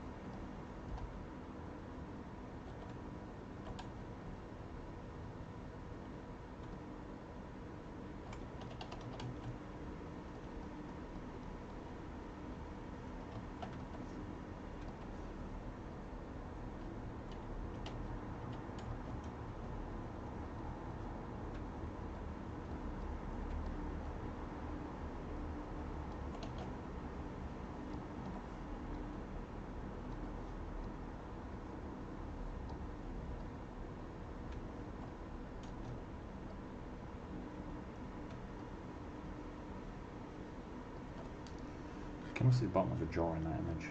You can't. She's got her head down a bit too much. She has such a razor sharp jaw, it's ridiculous.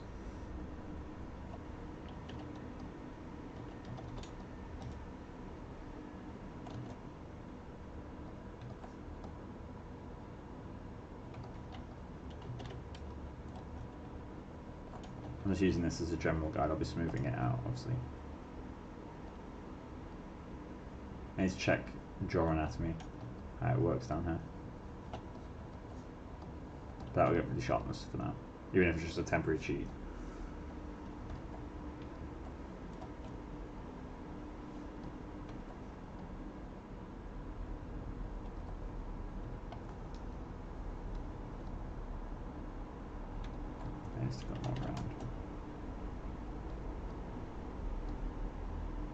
It's better.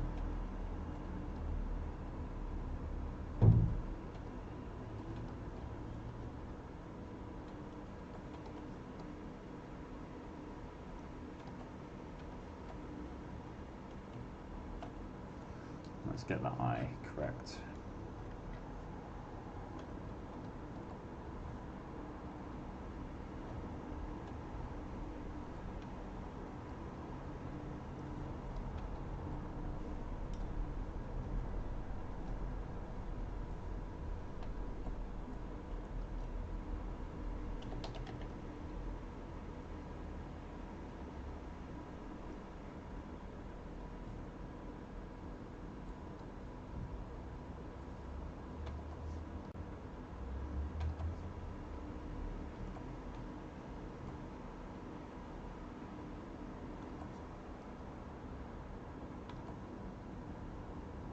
How bumpy ZBrush sculpts can get sometimes. This area is really driving me mad. Not because the forms are wrong, I mean they are, but more because of the bumpiness. Let's use some trim dynamic and just smooth that out. Trim dynamic is such a great brush. That feels better. Still wrong because we're getting these little highlights, but better.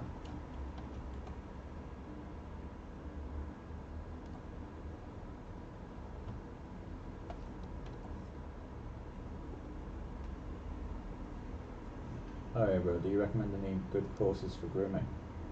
Courses? As in like a structured like set of stuff? Or just random tutorials?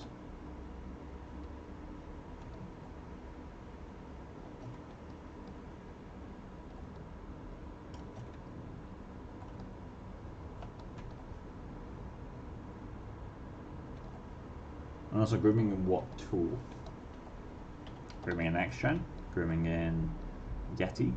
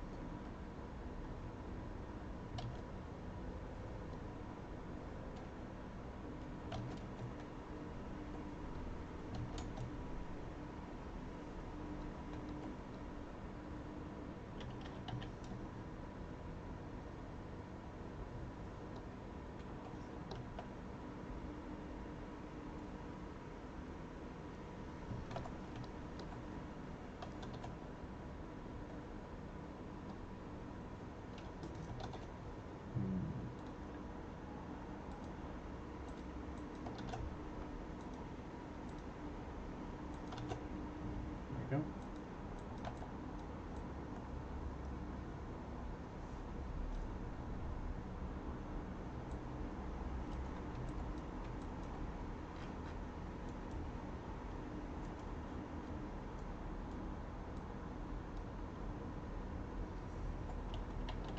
There's a little bit of a rounder shape here. I don't know what that's coming from.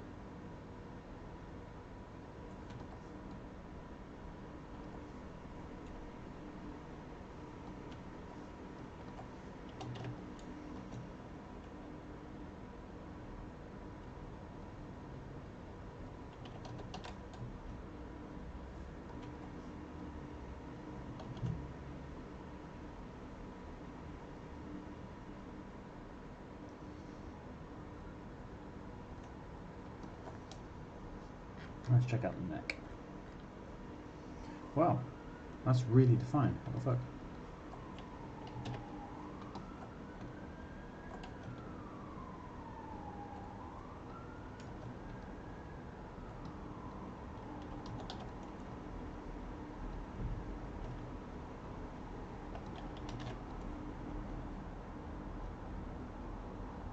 Weird how you can't see the attachment to the clavicle, because this should be attaching there, but on her you can't seem to see it. Her collarbones are just incredibly defined.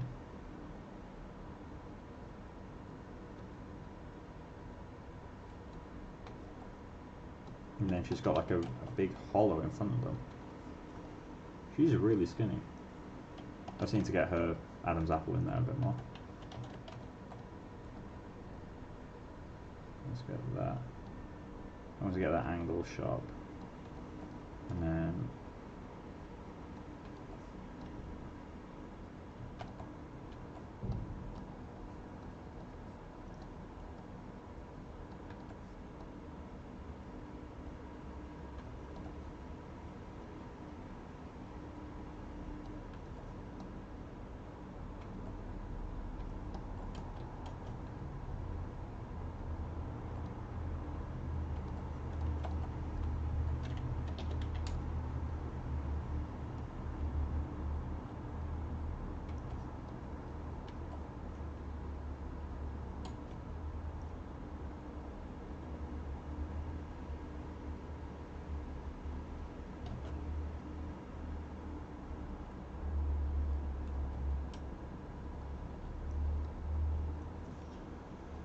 something that helps you get into the industry as a grooming artist. That doesn't really narrow it down. So I can share some like general resources. So you're gonna want to check out. I've got some tutorials on my website. Let me just put that there. Some stuff on there. You can search for Jesus Fernandez Patreon.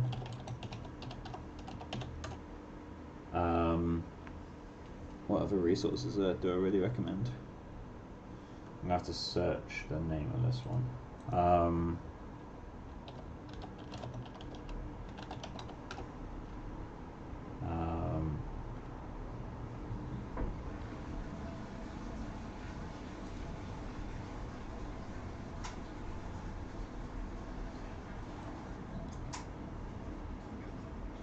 There's this guy. He's pretty decent. But there isn't one tutorial that will help you get into the industry. You have to...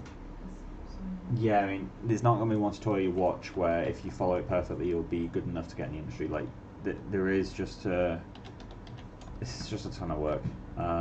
It doesn't matter what tutorials you follow, as long as they're not giving you the wrong information, then it doesn't, strictly speaking, matter what you're following. Obviously you won't know if they're giving you wrong information, so keep with tutorials that are high rated.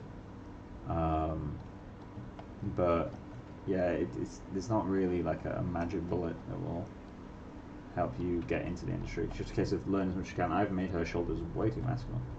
In fact, I've made her entire chest way too masculine. Let's do a few. I felt a lot more feminine. So let's go back there.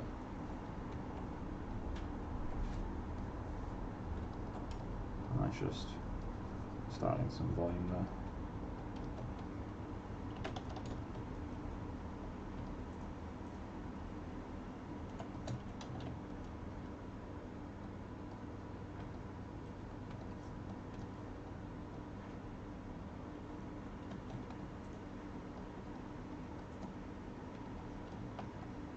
Yeah, let's keep with this for a bit.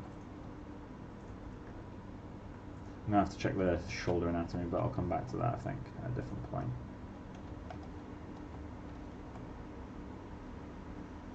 Starting to feel somewhat human. It would definitely be very creepy if I was to start rendering this with skin shaders. I think the eyes are the main issue in ramen. I feel like I need to check the depth of the teeth as well. Or the depth of the lips in general.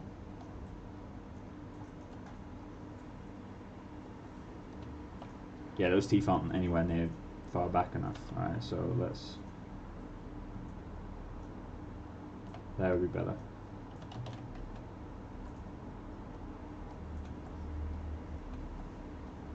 Is that really how far off my lips are? Or did I just go too far on that?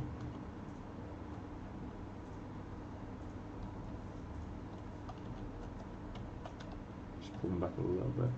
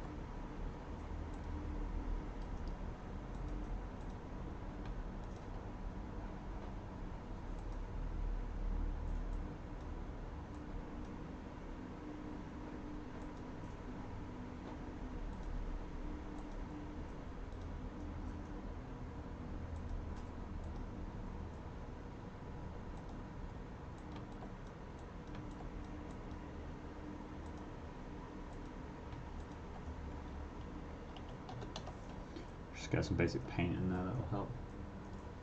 I'm away for a while, she has teeth now.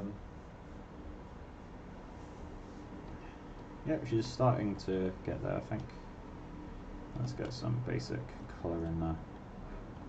Just going to change the tone of the letters. I don't really care too much about getting accurate colours right now. I just want to start getting some basic tones in there. The reason I want to do that is because it visually just helps me a little bit. Just doing stuff like this. I like to stay green as long as I can. I just find it's a nice, easy, workable colour.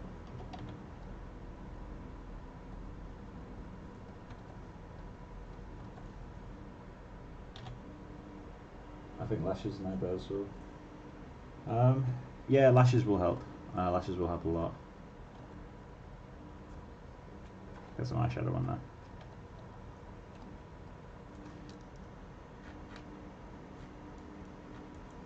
What image? This image?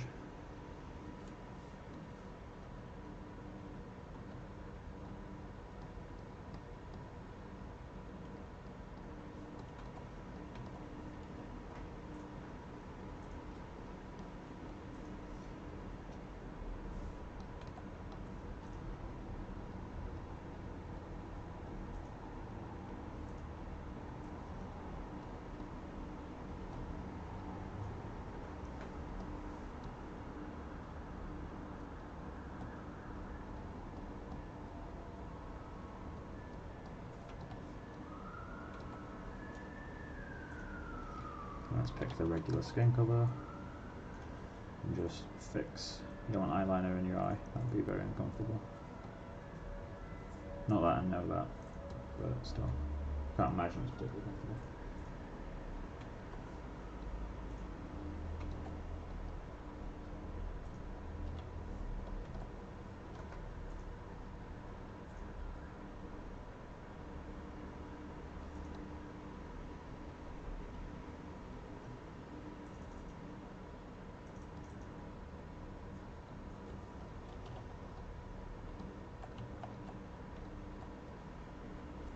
I always like to darken the nose very slightly as well. I just find it looks quite pretty. Like just without the darkened nose and then with a darkened nose. It just feels nicer to me. The colour you use is similar to... Yep, that's exactly why I use it. I started using this colour when I did my first couple sculpts. If I go to Instagram and search for my name. I'm not active on my Instagram at all. Like, since I started doing these streams, people have started adding me. It's like I feel bad for them because it's such a waste of their time to add me on Instagram.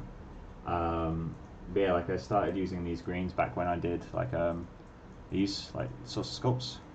It's not the same green, but I think it's, I don't know, just I really like using green materials on this sort of stuff. I find a lot of fun.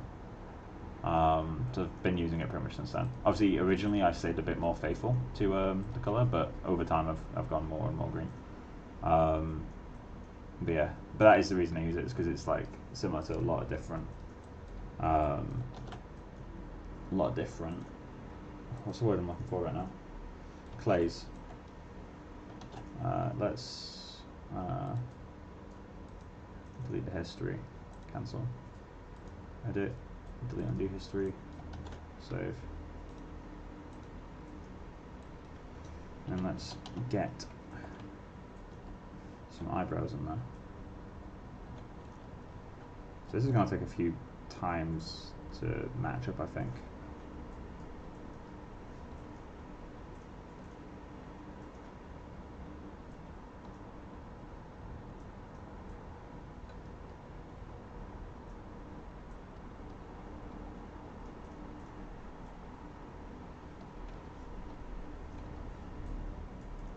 Are they too high? Yeah, they're too high, aren't they? She looks kind of surprised.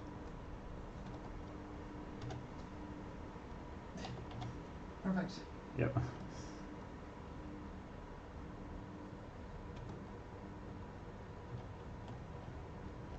So let's place that bottom line. Is that too high? I remember when people used to do their eyebrows like this. Like the 90s, yeah.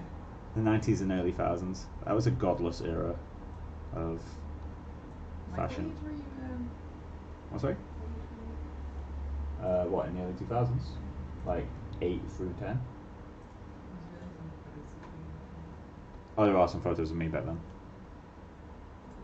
I think the earliest photo I have on Facebook of me is like 2006.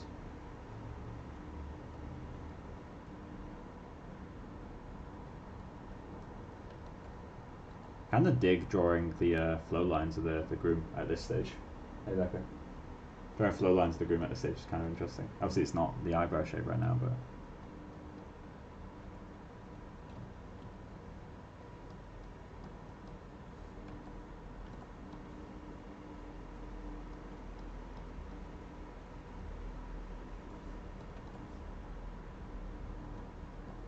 Do you sketch regularly? I used to. It has been a long time. But I used to sketch all the time. I used to do quite a lot of life drawing. There's a point where I got relatively decent at it. Like, I never got good, but I got relatively decent at life drawing at one point. I used to quite like sketching. Like, when I started university, I spent like my weekends, like I'd cycle down to the beach, because I lived in Bournemouth, obviously, that's where I went to uni. So I'd cycle down to the beach and just sketch like passers-by, like literally 10-second gestural sketches. Didn't have enough time to kind of make anything that was good. I didn't particularly care. Although one thing I love sketching is hair. I find hair is the most like fun thing to sketch.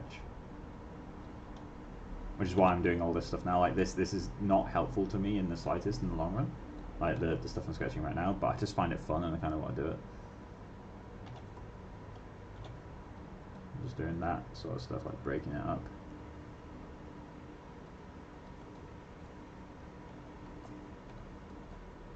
And let's get some of those.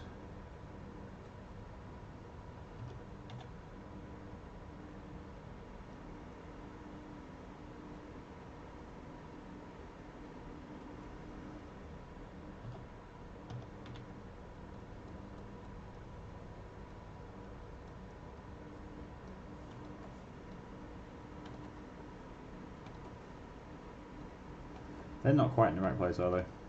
I think this needs to come down. And then, so that obviously means that this needs to be made thinner sooner. Obviously that's too square as well, but let's just figure out the shapes first.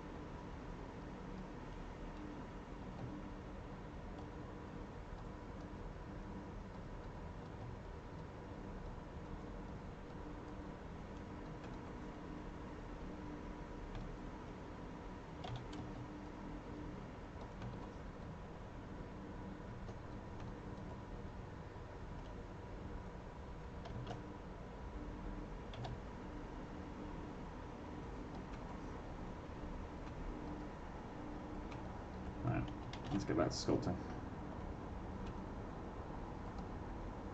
Taking a break to paint was quite relaxing, but this is a likeness sculpt, not a texture painting session.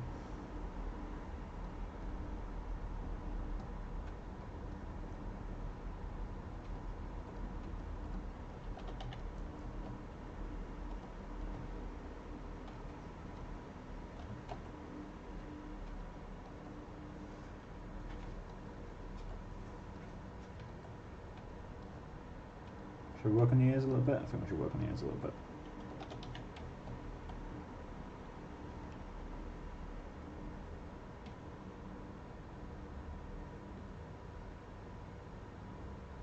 I wonder if I have any of my gesture sketching work.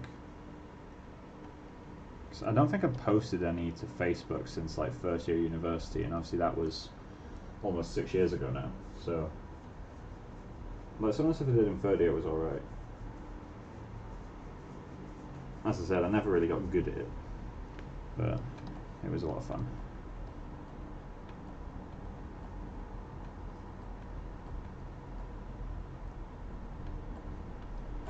Is that mole always there, or is that makeup? Oh, that she's got a mole there. Hey, those are drawn on, right? Because I don't see them in any other pictures, I think. No, that she actually has a ton of freckles on her nose. Cool. I'm just going to quickly pick a colour. And then turn off.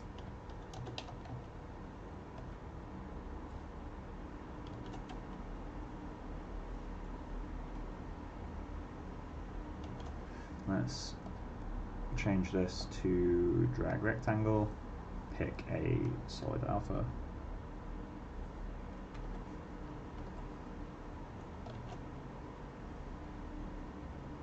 Cool. And then let's pick a softer alpha. Maybe even no alpha. And just do a few. Ooh, a bit much. Pick a different colour for those.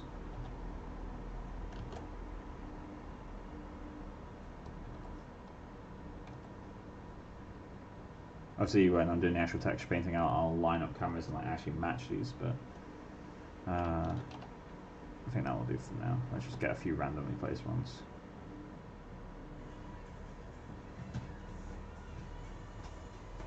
And turn off drag rec.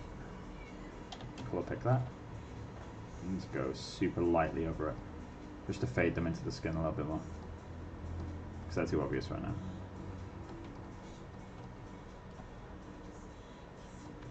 Might get rid of them entirely, to be honest.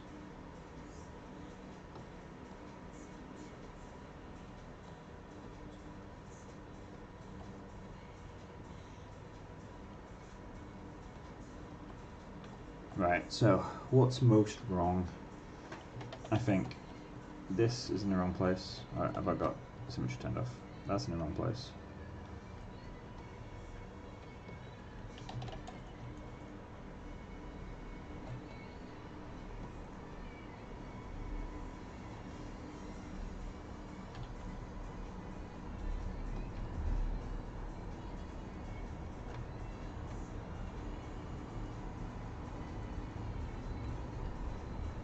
Something that's going to bug me slightly. If I'm going to do this eye makeup, I need to do it properly.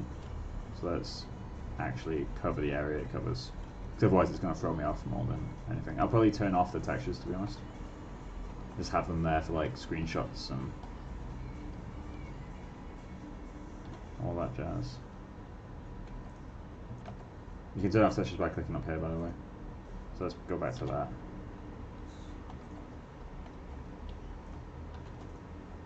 Save this.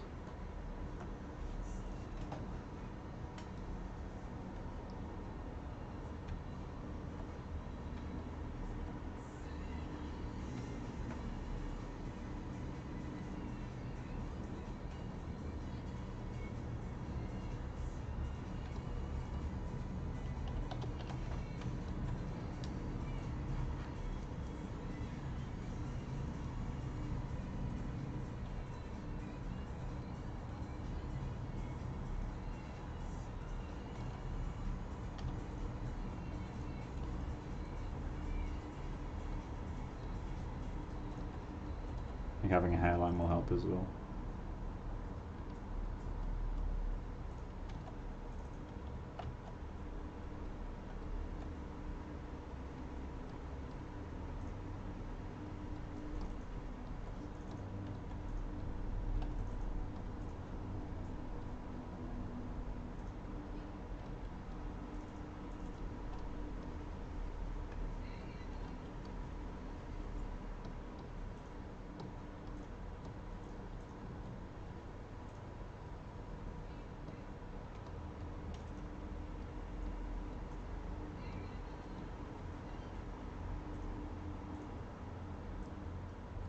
Super impressed by the progress you made in the stream. Thanks, man.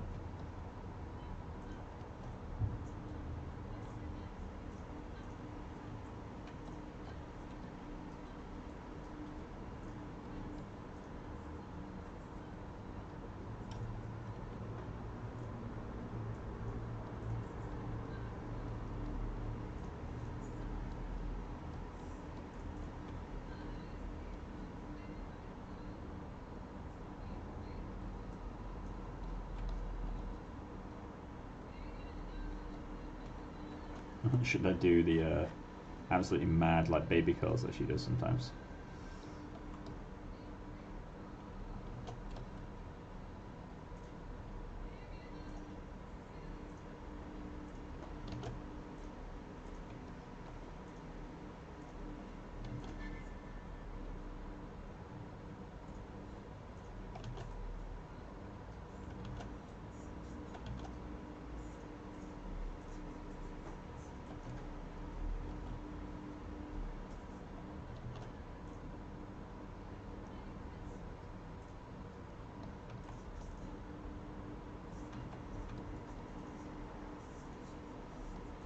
I love how she made on that image, right? Guess not.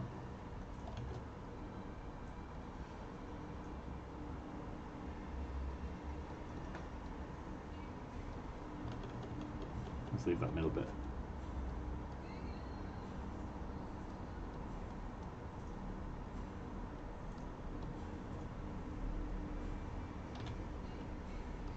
Pick the colour of the skin. Go back in.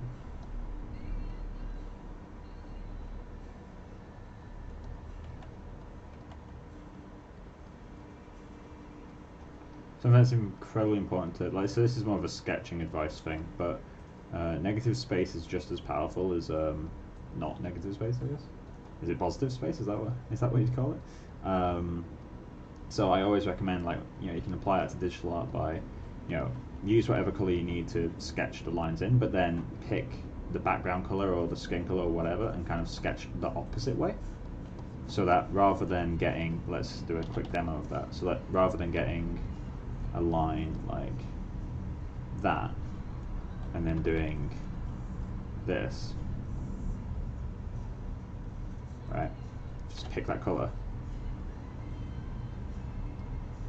and do back and forth, you'll get a much more natural fade with basically no work. Obviously you do it for longer than I just did,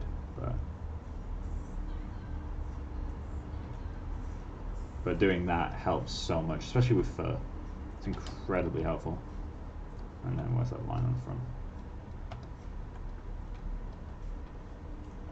And even if you want to thin out lines, like rather than, you know, so I want to make this line a bit more subtle, I'm just going to go in with a small brush and do like sketchy lines towards it, and that will be easier.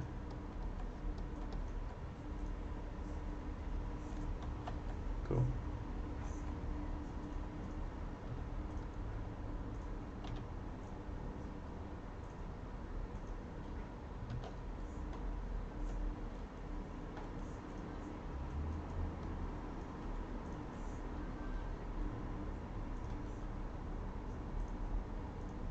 Just sketch some baby hairs in.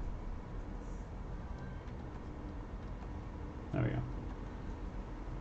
Alright, so back to sculpting.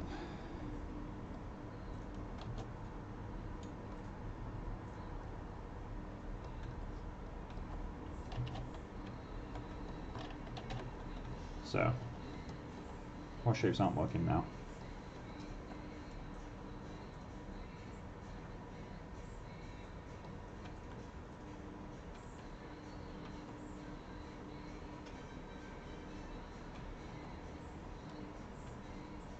Turn off the, oh, turn it back on actually.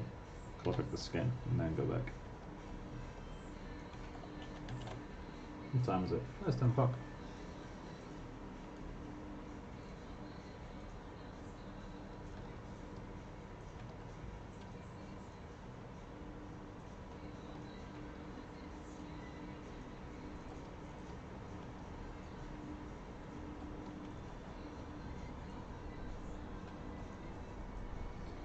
let's go back to the standard brush, turn off RGB.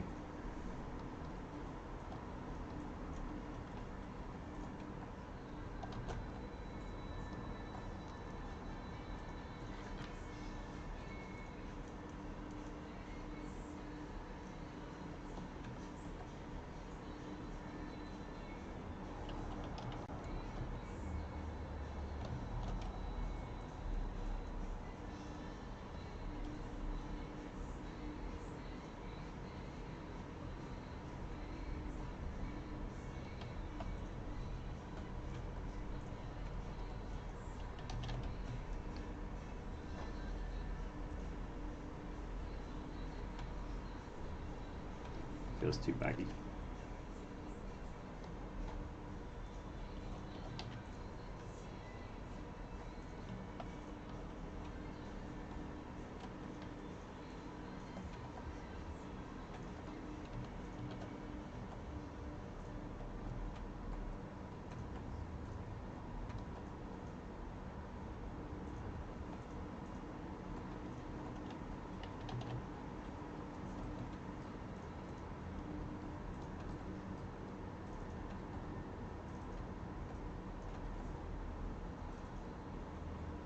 Shall we draw the eyes in?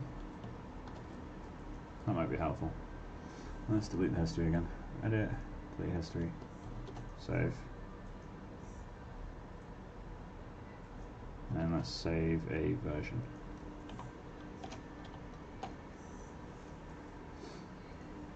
Let's texture the eyes.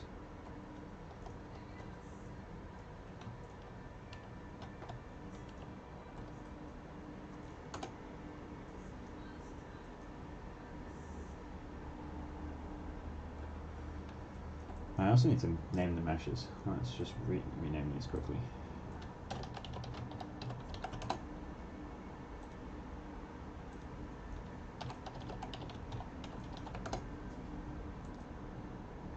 And we got name. Cool. So let's go. I'm going to move this off screen for a second. So let's go with toy plastic, mRGB. Let's not do that with this brush actually.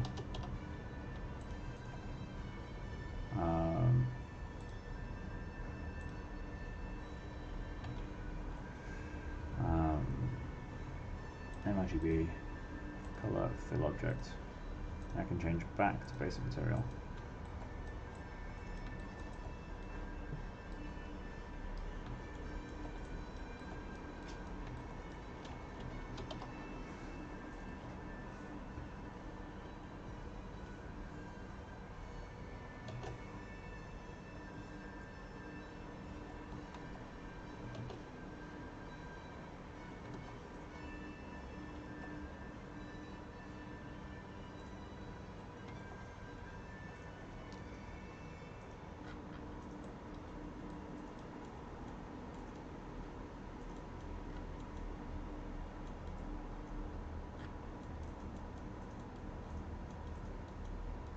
Seeing what ref is best for the eyes. Technically it would be this one because it's front on, but it's too low resolution. So I guess I'll just go with this.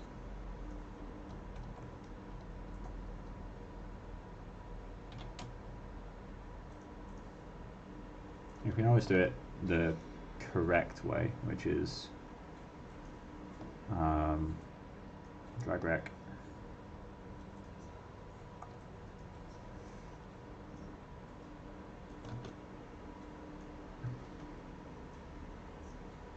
So that's around the right size.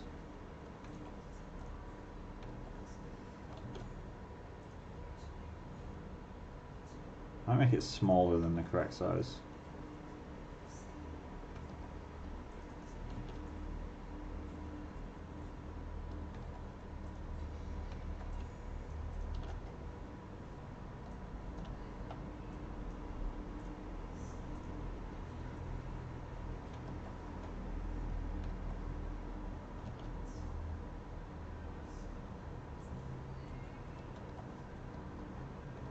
It's just going to be placing this again and again until I get the placement right. It's so important to get the eyes right. Like, it's night and day on your asset if you don't get the eyes right. Take the time. Cross-eyed. Eyes, unless they're focusing on something, like if they're just staring off in a distance, they normally face outwards by 3 degrees, so like one eye face that way, one eye face that way. Also, I've just realised the planes are completely wrong from this view, so I'll have to fix that.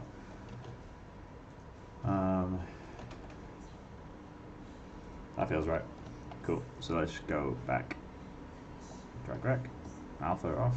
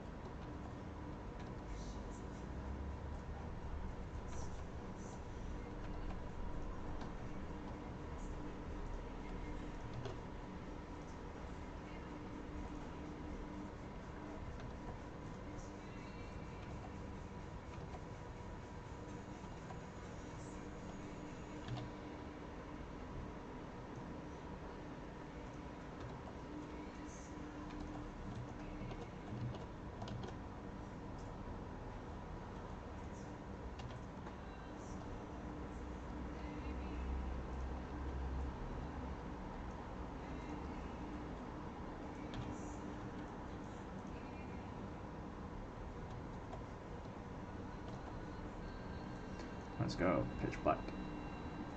Just get a little bit more strength from there.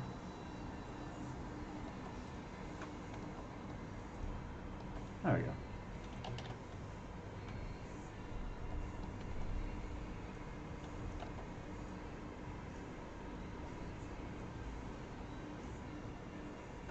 In the process of doing the iris, I've lost lightness, which is interesting. Her eyes feel more like Scarlett Johansson now, rather than FKA twigs. Ooh, she's looking cool though. Cool, yes. Likeness, no. I think it's just her eyes again need to be bigger. Like this bit, like the. I love how wrong it goes so quickly. No, the side view's not too bad. She does have that. I need to fix the bottom view. Yeah, I think the eyelids are too thick. yeah.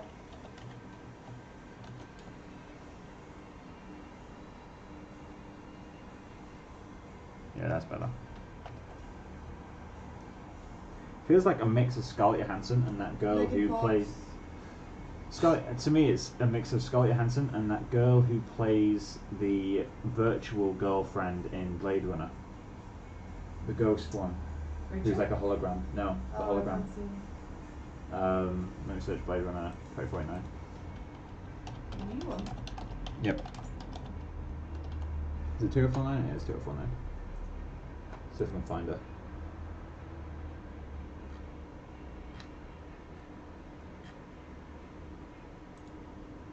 I'm getting vibes of this girl. Oh yeah. And Scarlett Johansson.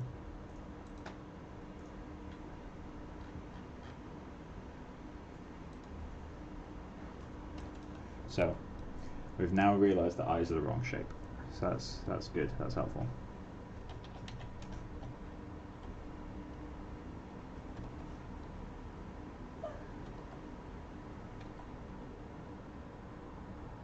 I think it's the lower lid is what's throwing it off. Yeah, that's the one.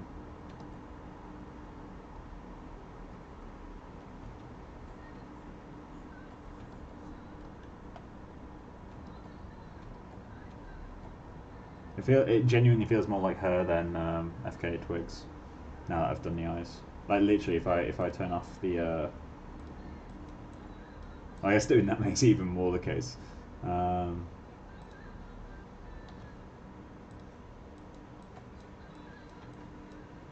think it's the eyebrows.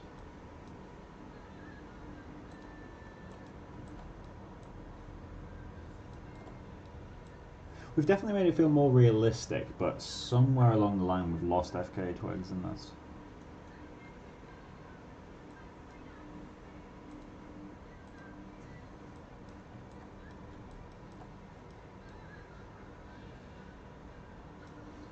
Probably stream for another 15 minutes or so, guys.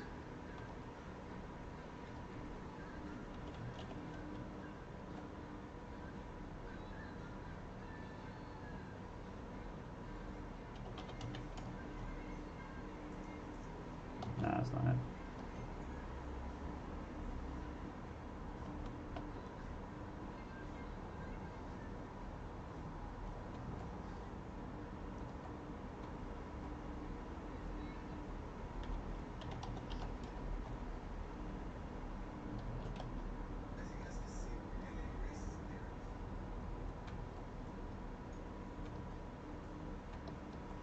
I'm just correct these eyebrows a bit. I think that will help.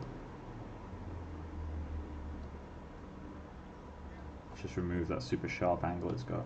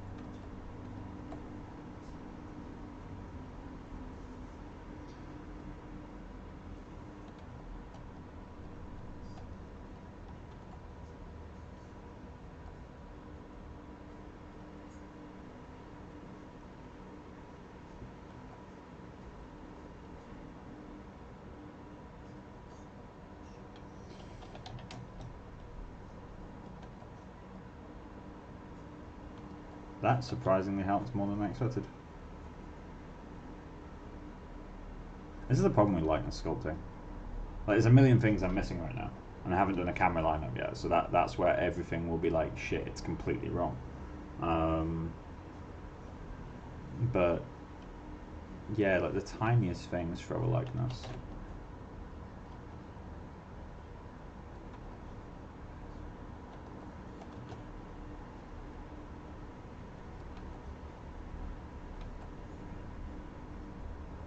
So FKA Twigs has these little shadows here, which means that these shapes are too round at the bottom.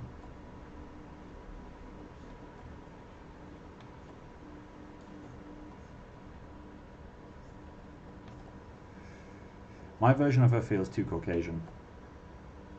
Obviously we don't have skin tone, but she just feels more Caucasian, and I can't figure out what trait I'm missing. Although one very small thing is that this is more pronounced from that angle.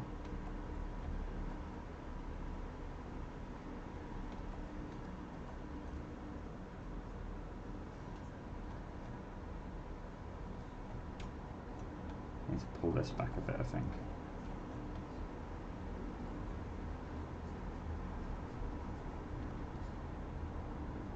When you say camera lineup, do you mean overlapping photo and sculpt with the correct focal length? Yeah, I'll be doing that in Maya. Just because I don't trust the cameras in ZBrush. But I know they're better in the newer versions, but I still don't trust them.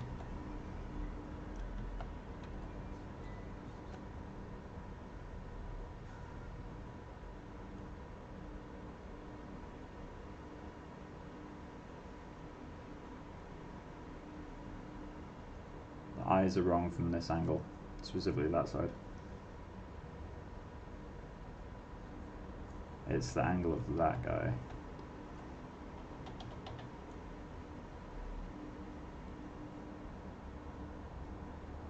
This is where not looking at your reference sometimes helps. That helped.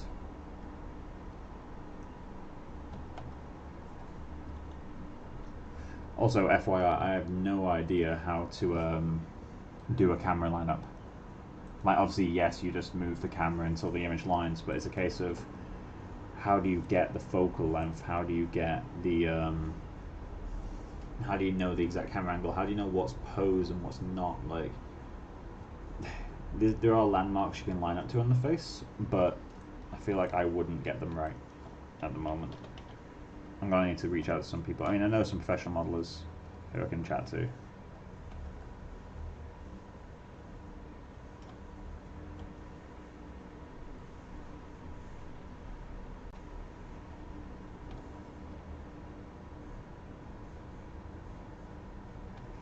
This angle's got the lightness,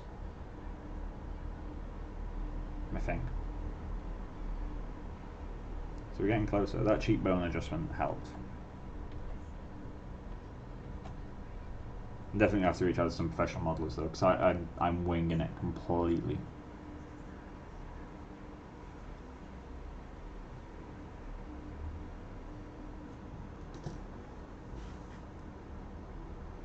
Is her jaw too wide on mine? Let's check that front angle. Well, this one could be kind of... Her jaw is too wide. Mine's way too square. Although one thing I'm going to try to be cautious of is I'm becoming more aware that as I sculpt, I'm getting more into that kind of complacent, like, not checking my ref frequently enough. So I'm probably going to make a lot of mistakes that actually take this sculpt the wrong way. So I'm going to save a version just in case.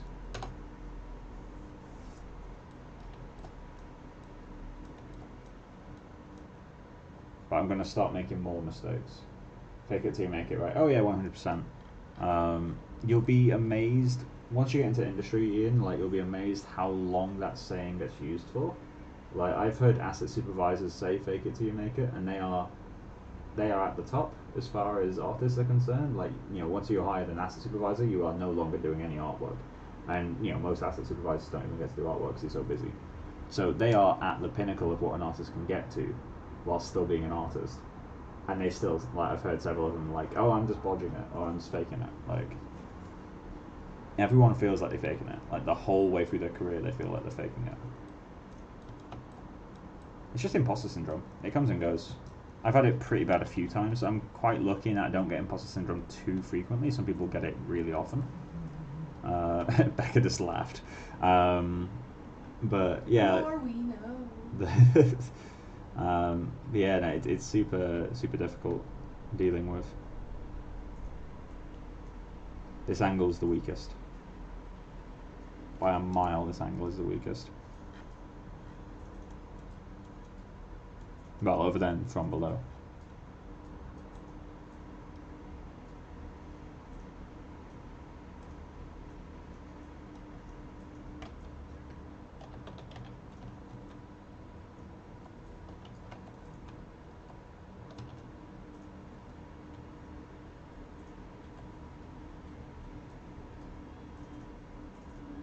I feel like she's a bit bug-eyed. Oh, the bottom lid is not sharp enough.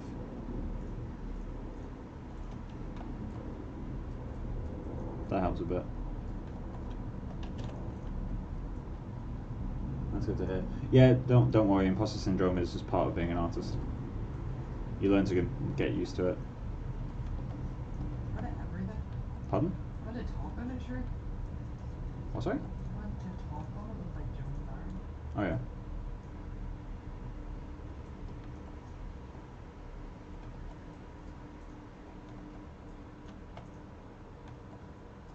Likeness isn't working at this distance, so there's a silhouette issue somewhere. I think it's the top of the head. That could be the mouth as well. To be honest, who the fuck knows? Maybe it's the length of the head. That is. There's so many things it could be. This is the bit that's like really difficult. Like, this is the point at which like it's a case of coming back to it with a fresh set of eyes. I don't want to stop streaming yet, but it will help. The bottom lip is not right. This needs to be far more out. Like it needs to go further that way.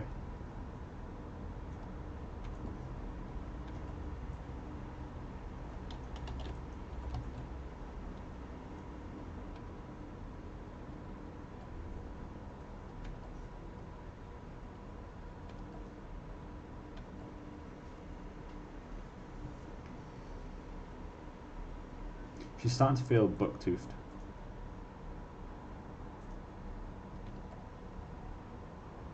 I'm pronouncing the lips too much, I think.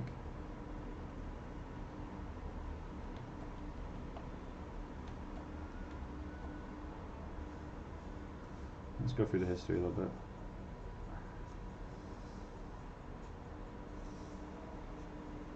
Okay, so the lower lips worked better earlier. Or the bit below the lower lips worked better earlier. So I need to flatten it down a little bit.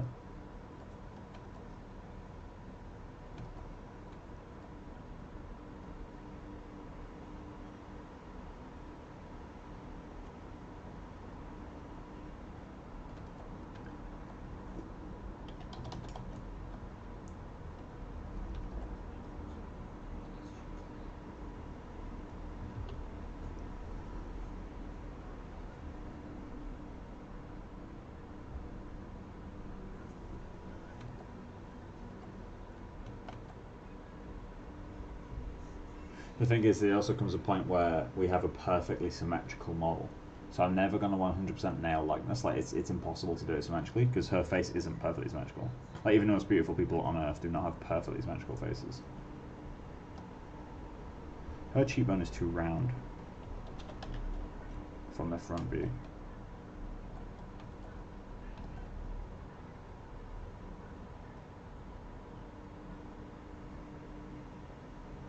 This is it's like Mega Mind. You remember the film Mega Mind? Yes, how am I gonna know? There's just this shape, like because of the way the chin is. Becca. No. Leave her alone. It looks like Mega Mind.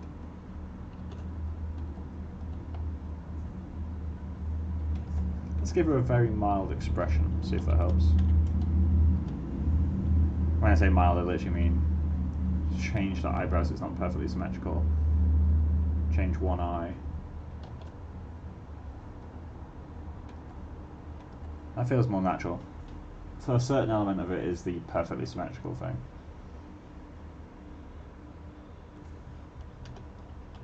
I'm going to start going in with a crazy soft clay build-up and just chisel away at some forms. Okay. Watching a video of this like Karen called the cops on her neighbours. They were having like a Cinco de Mayo party, but it's not loud. Like they're standing there and it's recorded in the body cams. They're standing there and they're both like, you can barely hear them. What the fuck? And you can hear the girl's dogs next door complaining, barking, and they're like, it's louder. Yeah. I know. So they go in and they talk to her, and the girl like they shut her down immediately, and they're like, right, we go have a word with them. And they basically go in through the side door. The lady, like this wee old lady, lets them in, going like, come on in. Yeah. Like, they just run out the back, and everyone's like dancing, and the partner comes in like this, you know, like doing the hips, and Yeah. like the ladies are grabbing him, and they all dance. The police are like really giving it rice, like dancing with them.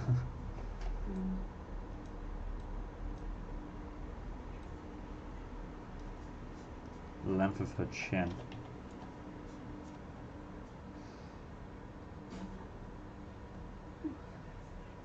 May not be the final story, you could put one away.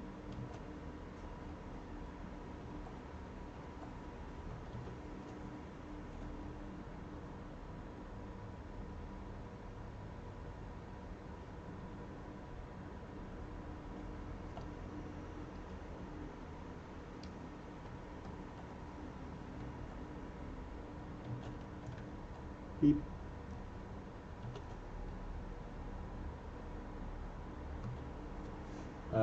Do digitables on large scale productions usually start from photoscan mesh cleanup, or most start from scratch?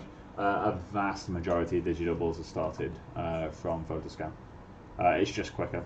It's more cost effective. Think of it this way: so like, one of the biggest considerations for VFX is how to save money, and it might cost, you know, like, I mean, I have no idea what the costs are, but let's pick an imaginary number. It might cost like $5,000 to do a light stage and a scan, or you know, $10,000, whatever it costs to rent out a studio for the day. But in that day, you can scan all the props that characters may interact with. You can photo scan the actors, and starting from that, you know, each one of those with a professional artist will take a couple of days to block out. And professional artists aren't cheap, so if you can do one day of a photo scan session, get everything like proportions perfect, then that will save you a lot of time in the long run, a huge amount of time in the long run. And time is money.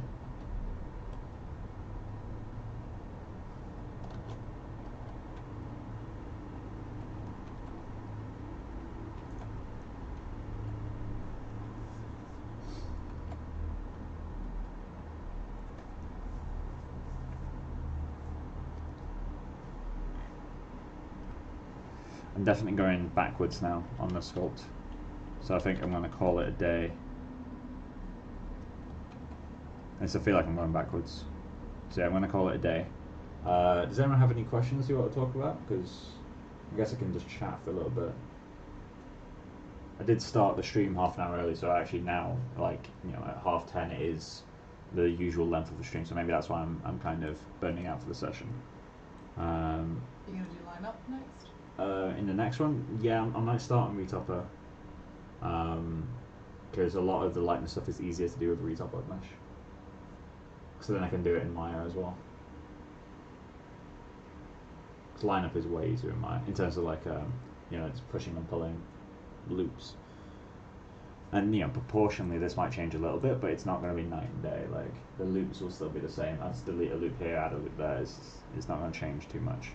Years will change. So maybe I need to get the years right before Are I you do going to that. give her her notes? She has a bull ring in most of her photos. I don't know why that one. Those are older press photos, but a lot of her newer ones she has a bull ring. Yes, Well, I'm mimicking this photo in the end, so I'm not too worried about matching what she does now. I'm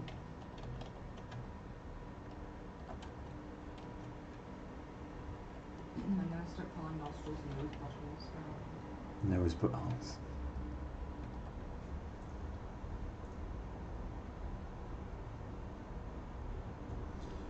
Spend a minute or so recapping what you've done and how it will extend to the next session. Okay, so what I can do, I'm going to close my reference. So we're going to call the sculpts done for today.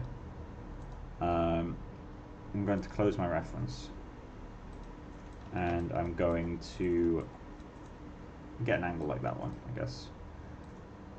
So let me just get the snipping tool. New. Cool. So let's just move that over. So now I'm just going to double check that I've saved.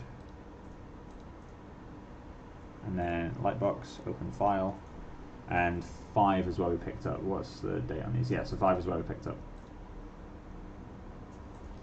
So in terms of what we've done today, we've gone between these two.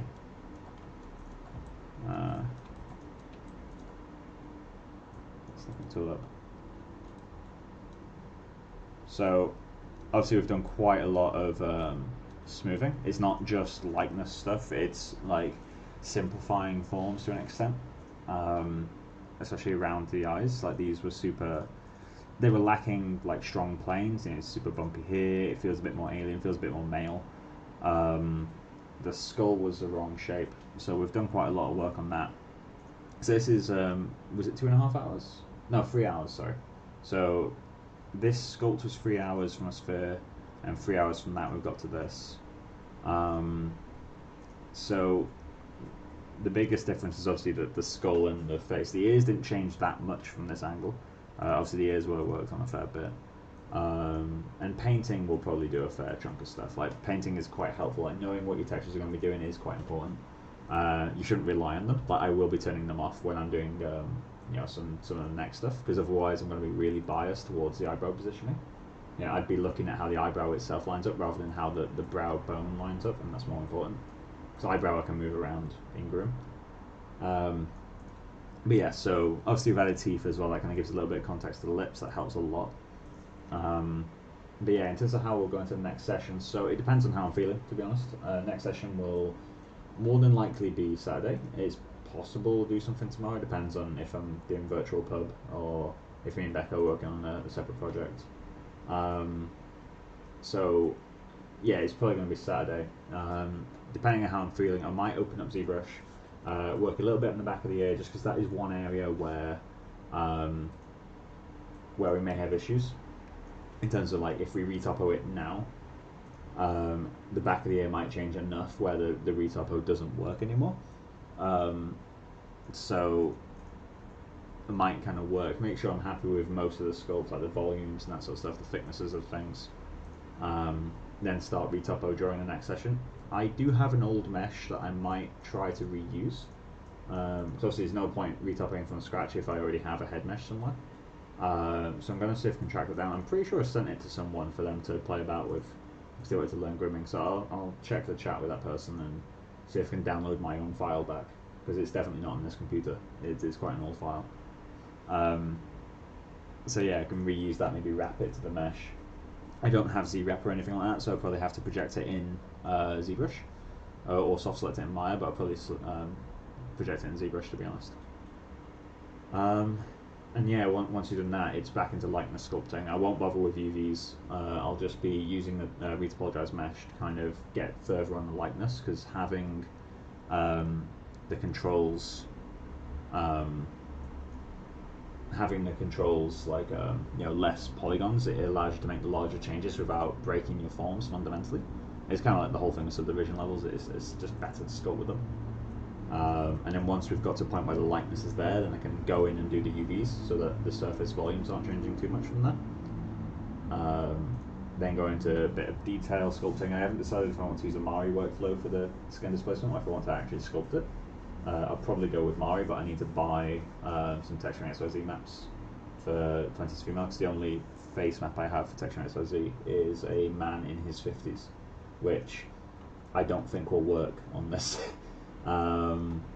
So I mean, I can try it with the high frequency stuff and just ignore the low frequency, but it probably won't work. So yeah, we'll do about that. But yeah, the next session will primarily be continuing the likeness, try to get the likeness closer, because at the moment this still doesn't feel like FKA twigs. It feels like a realistic female, or mostly realistic in terms of general forms, but it doesn't feel like FKA twigs yet. So I really want to get that working. I think now I'm looking at it some more, the chin shape is one of the things that's most wrong. So yeah, I'll continue working on that primarily. But yeah, are there any other kind of questions on this guy, or?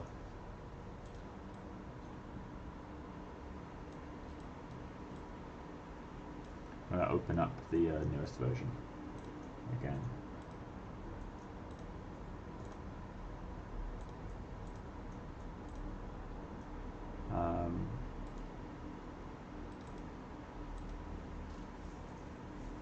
While I'm here, I'm going to merge all these. Where are they? Merge visible. Cool. Now I'm going to decimation master. What I'm doing at the moment as well is I'm exporting the results of each session into a decimated mesh, just so that when I'm rendering later, once I've got a camera lineup set, I can kind of take my sculpts in and render how the sculpts were, just so we can kind of see like how far off we were in render form.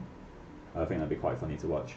Because one of the things that I think was really cool about the last project that I did is I made a GIF of like the different renders, and I think it was quite interesting. Like if I load up this guy, I think it's quite cool to watch this sort of progress, because you kind of see like each one of these images is 3 or 4 hours work,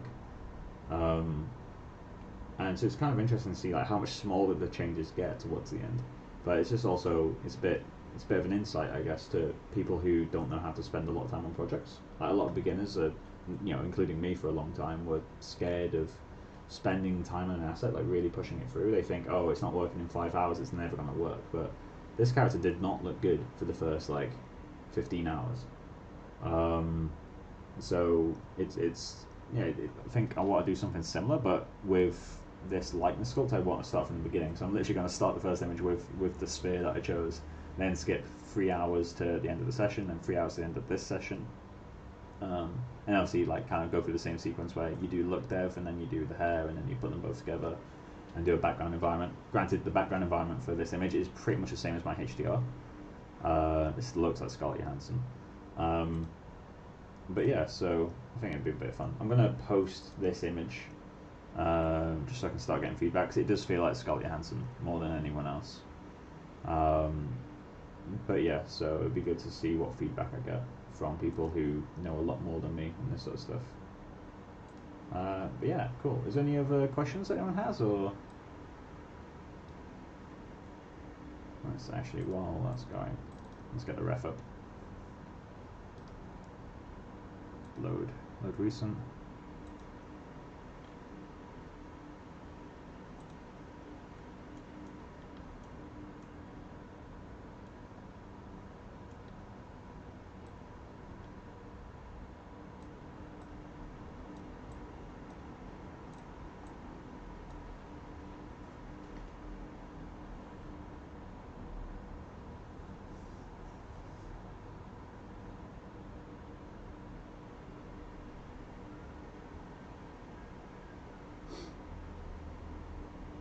Yeah, if no one has any questions, I'll probably end the stream here. So I'll give like a minute or two if anyone wants to type anything.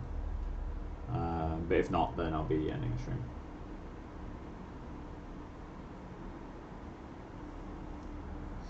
While I'm waiting, let's do a snip.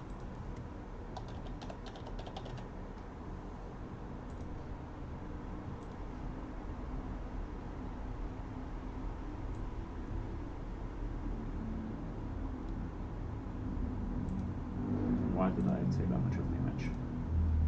Let's things go back up.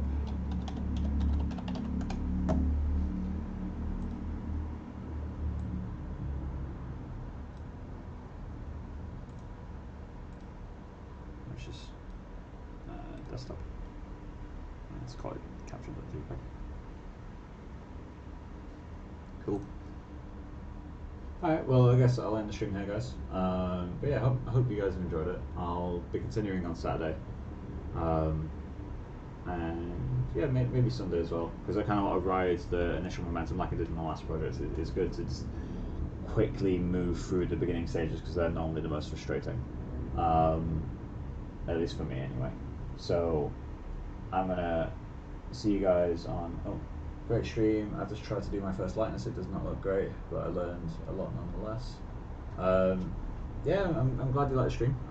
Lightness is really hard, so don't worry about it. I'm really struggling with lightness as well. As you can tell, like, this does not look like her. This looks like Scarlett Johansson, or that girl whose name I forgot again, Ana de Armas, according to the comments. But yeah, so I'm gonna head off. I'll see you guys on the next stream if you want to come along again. If not, then no worries. And yeah, enjoy the rest of your night. Bye, guys.